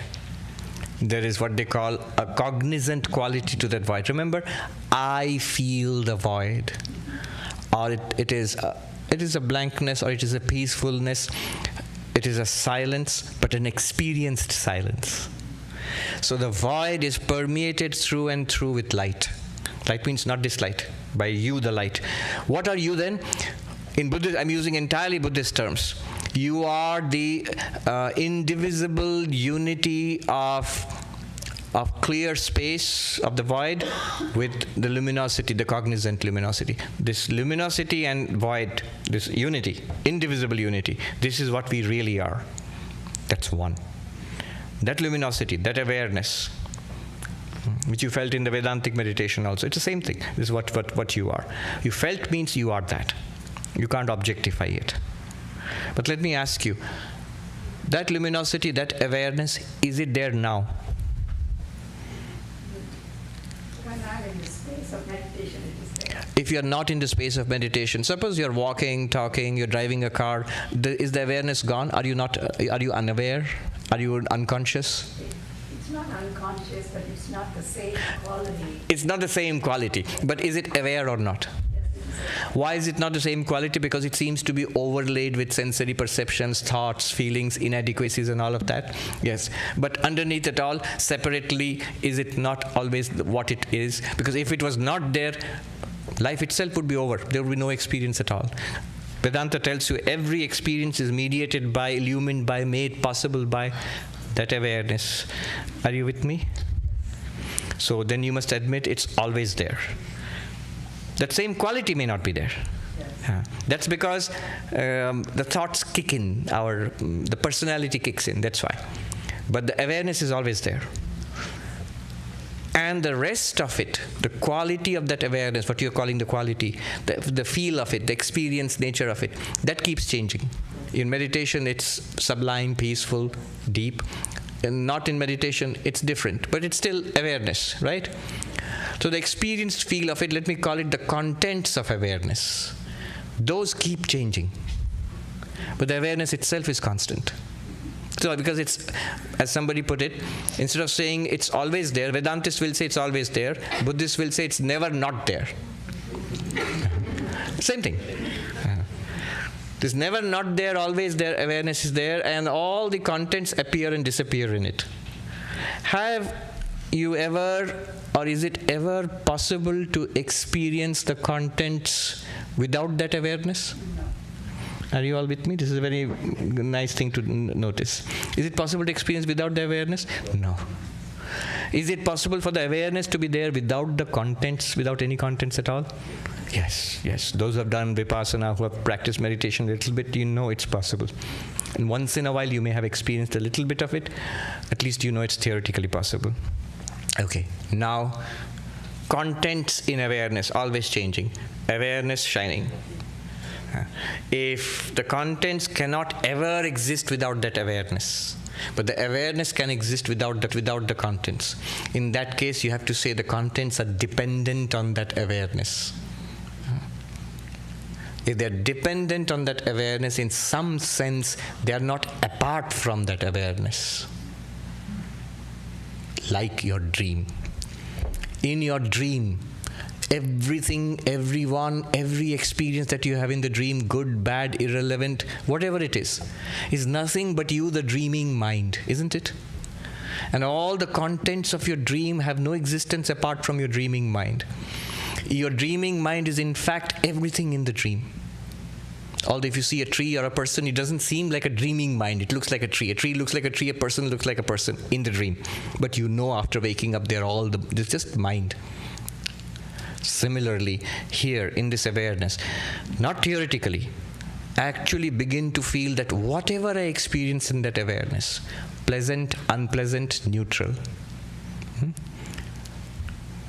thoughts, emotions, ideas, people, my own body, all of that is appearing dependently on my awareness. It is nothing other than me, the awareness. Try to stay with this feeling. Where is the separation between me, the awareness, and a thought? That is not separated by anything. It's in my awareness. It appeared like a wave in an ocean. And in the thought, the perceptions of seeing, hearing, smelling, tasting, touching, they are like waves in the ocean. Everybody is a wave in the ocean that you are. Everything here is a wave in the ocean that you are. Every experience here is lit up by awareness. You, the awareness shining, everything here shines after you. This is Upanishads. You are the light which lights up everything in the universe. By your light, everything here is lit up. Tameva bhantam anubhati sarvam tasya bhasha sarvam idam vibhati. Kathopanishad, Mundakopanishad.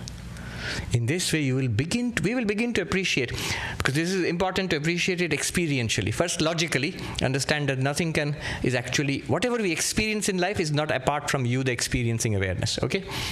And then you will begin to get the feeling of non-duality, that they are not apart from me. What Vivekananda said, one only appearing as many. Who is the one appearing as many? You.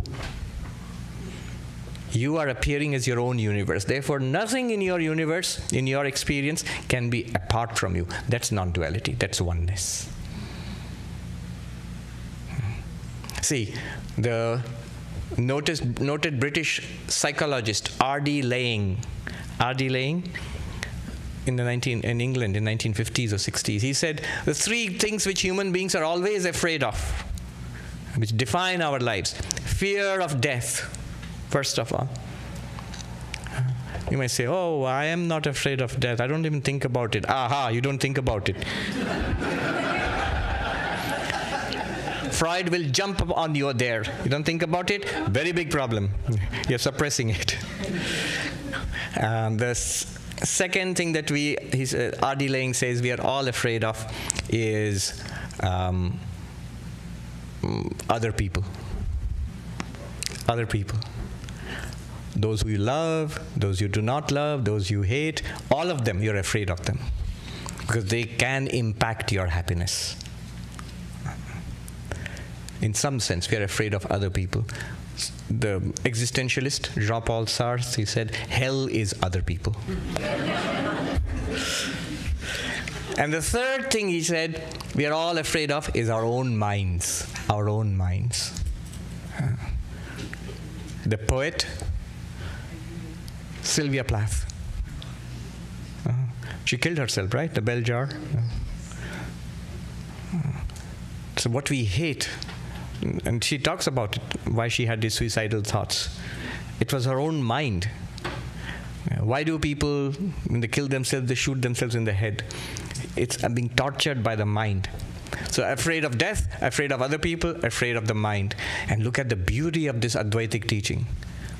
All other people are nothing but you.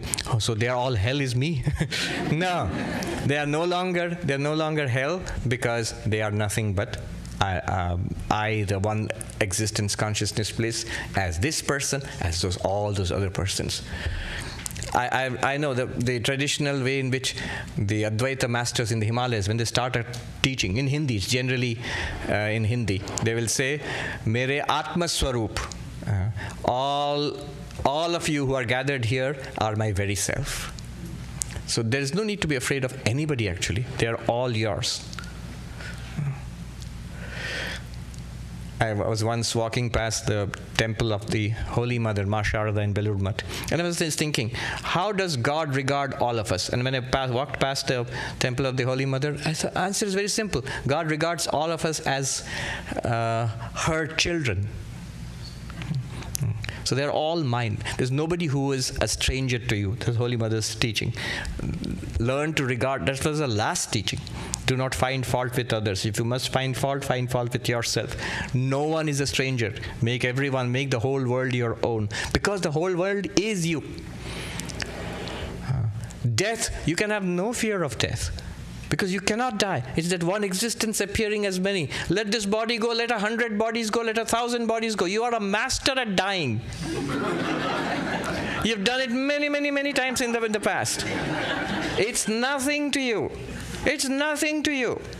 Vivekananda says it's less than the fall of one hair from our head. The losing of a body for the soul, for the Atman. And fear of our own minds will be overcome when I am centered in this, I am the awareness. It's because I'm centered in the mind holds me hostage. I'm centered in the awareness, I am that luminosity. It's all right, the mind is my radiance. It's nothing more than that. The mind depends on me, I don't depend on the mind. Good. So we have had a wonderful session here. Another 5 minutes? All right, we have got another 5 minutes. You have to attract the attention of the people with the microphones. They are pretending not to see you. Don't look at me, look at them. Pranam Maharaj, it's a great opportunity to see you live first time for us. So I grew up in India, and I thought I understood Dharma by doing duties all my life. But, after in this stage of my life, I find that I really don't understand Dharma well. Even though we read Ramayana, Mahabharata, all the Buddhist stories and all that. So how does one really, even though in academics you are doing that, how does one gain knowledge of dharma? What is the right action? If you have been doing your duty, your sense of having done your duty, that's very good.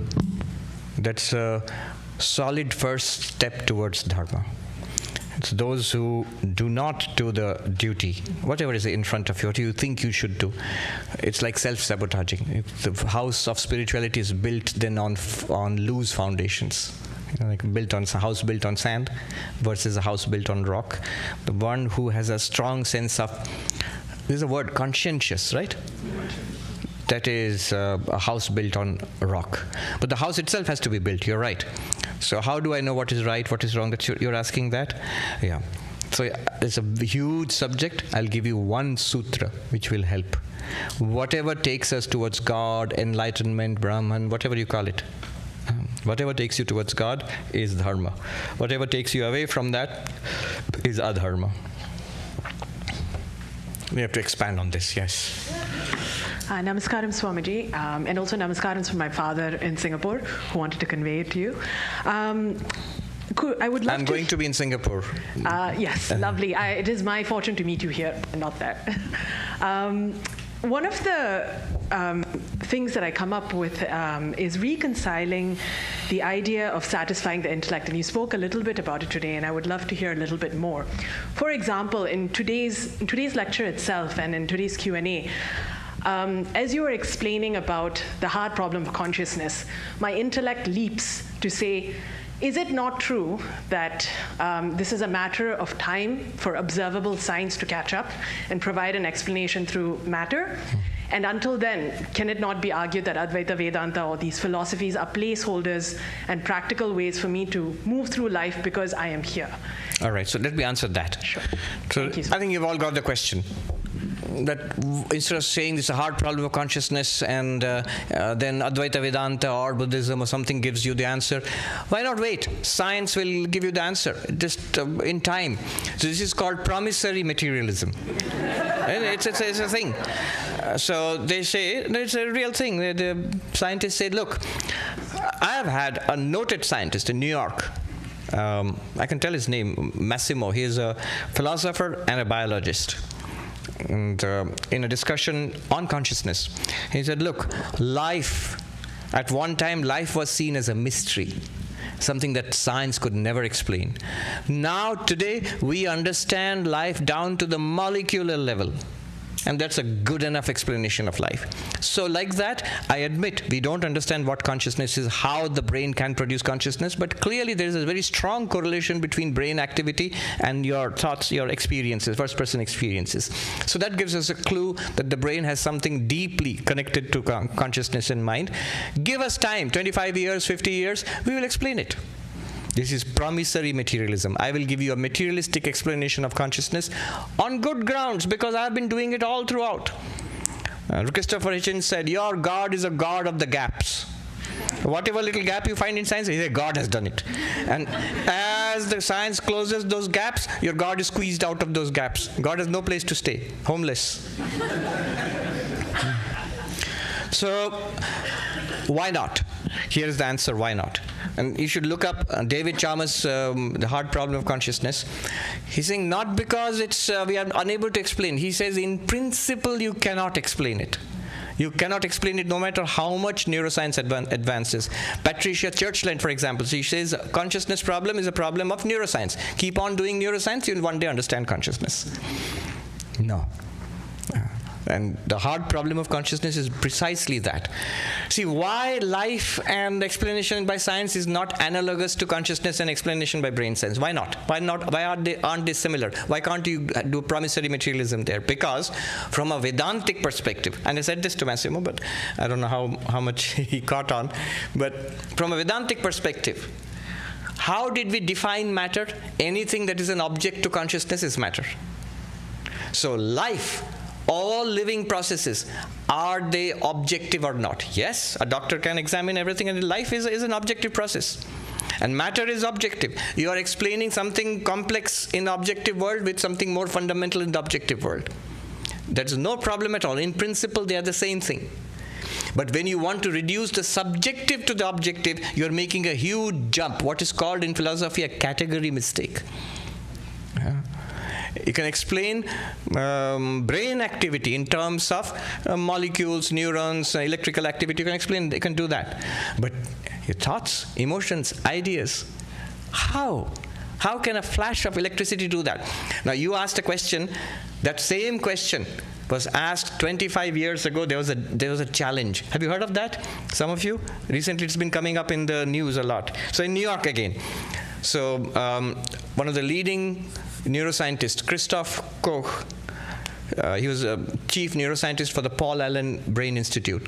He and David Chalmers had a bet 25 years ago that exactly what you said. Christoph Koch said, the way neuroscience is advancing now, we will get a neural basis and explanation for consciousness, say within 25 years. And David Chalmers bet, you cannot do it. So somebody had forgotten about it. Somebody reminded them last month. 25 years is over now. So the jury is out. And they got together and and the experts, consensus opinion, you have utterly failed to explain consciousness. And then there's a picture, if you look it up, Christoph Koch going with a crate of champagne and giving it to David Chalmers. And David Chalmers was a gracious winner. He said, yeah, we have made a lot of progress and we'll make more progress. And then Christoph Koch said, yeah, I think give me 25 more years. And he said, I think that's how long I'll live. So 25 more years and we'll explain consciousness. And David Chalmers again said, no. So you're making a mistake in principle. So this is the answer. You cannot do it in that way. One of the most brilliant people living today, Ed Witten, he is a string theorist in Institute of Advanced Studies, where Einstein and others were there, in Princeton University. Somebody asked him this question.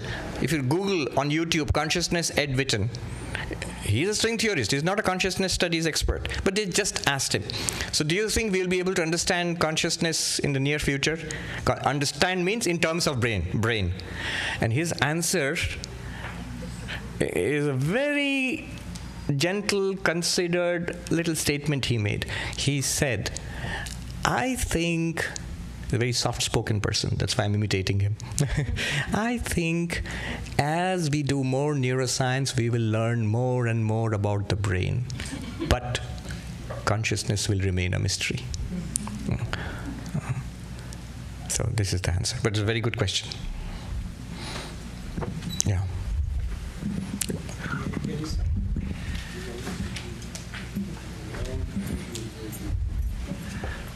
Pranam Swamiji, my name is Harish Kumar. I want to share some experience in my life and ask your blessings and opinion.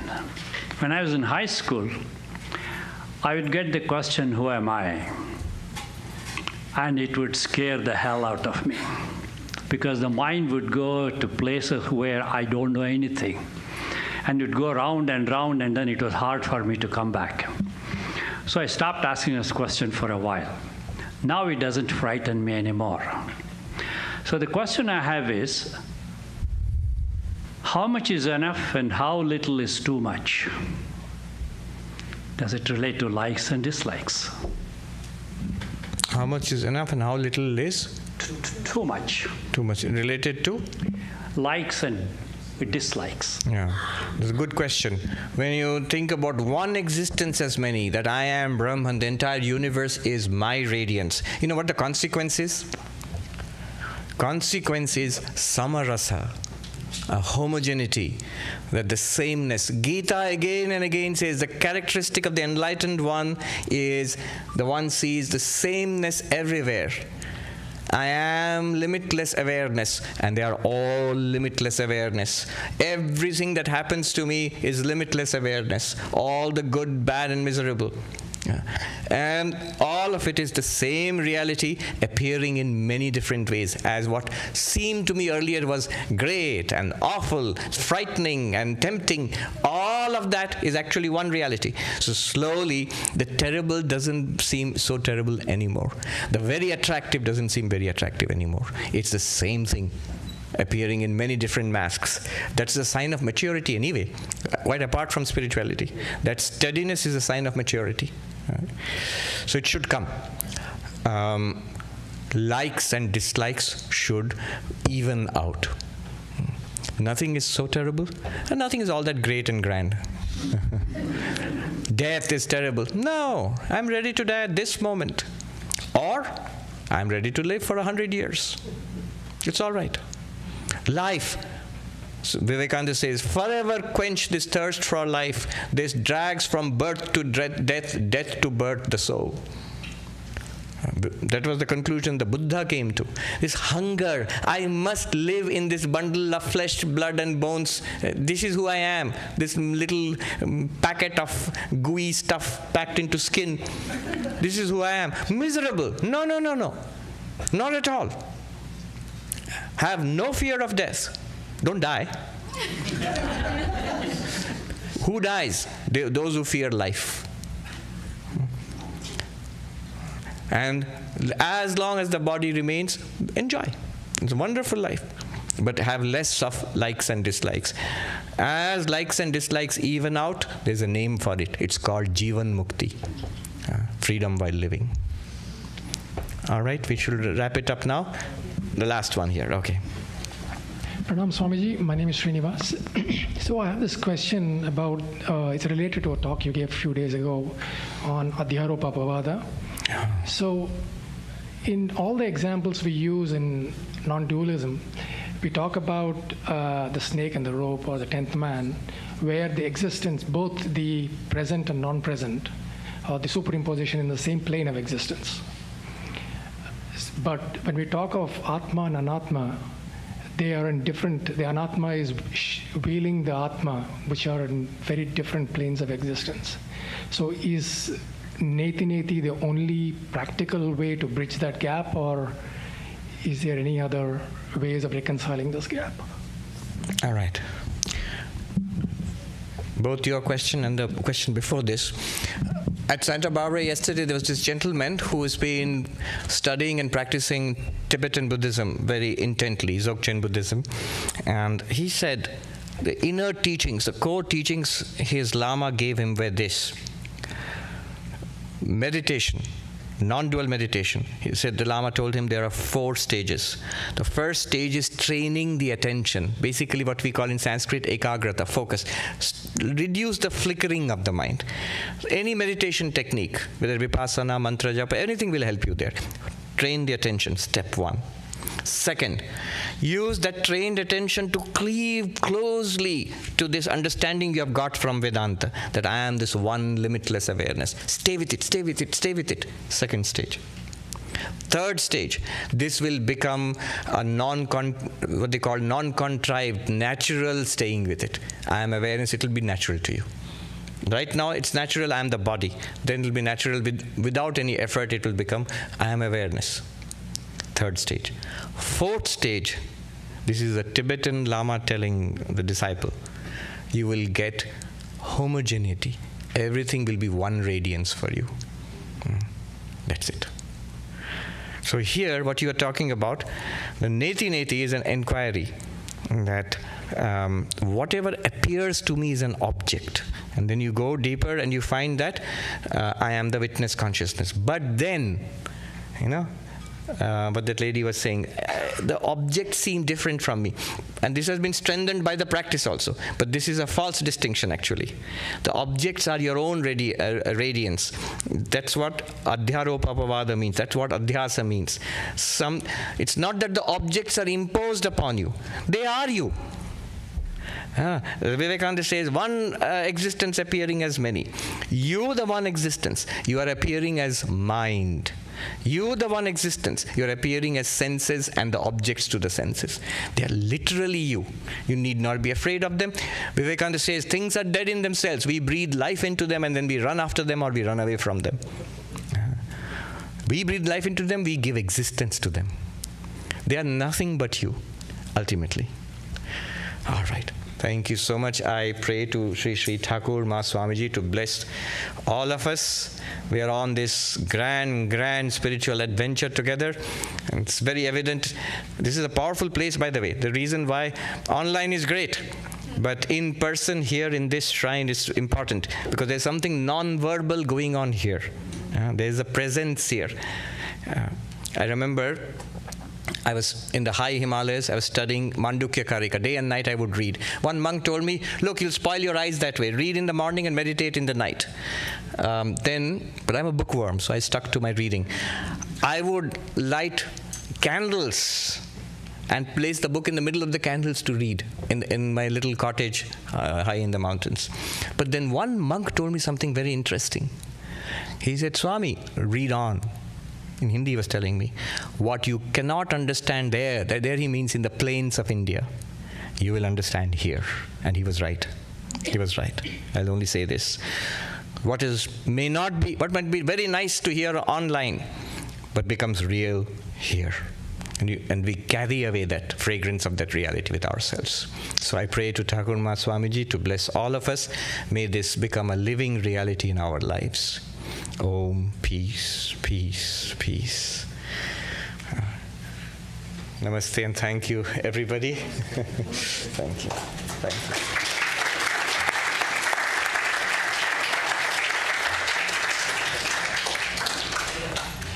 So, our deep thanks goes to Swami. Our love and best wishes as also is a request to come back again to us. We will be leaving tomorrow for Singapore.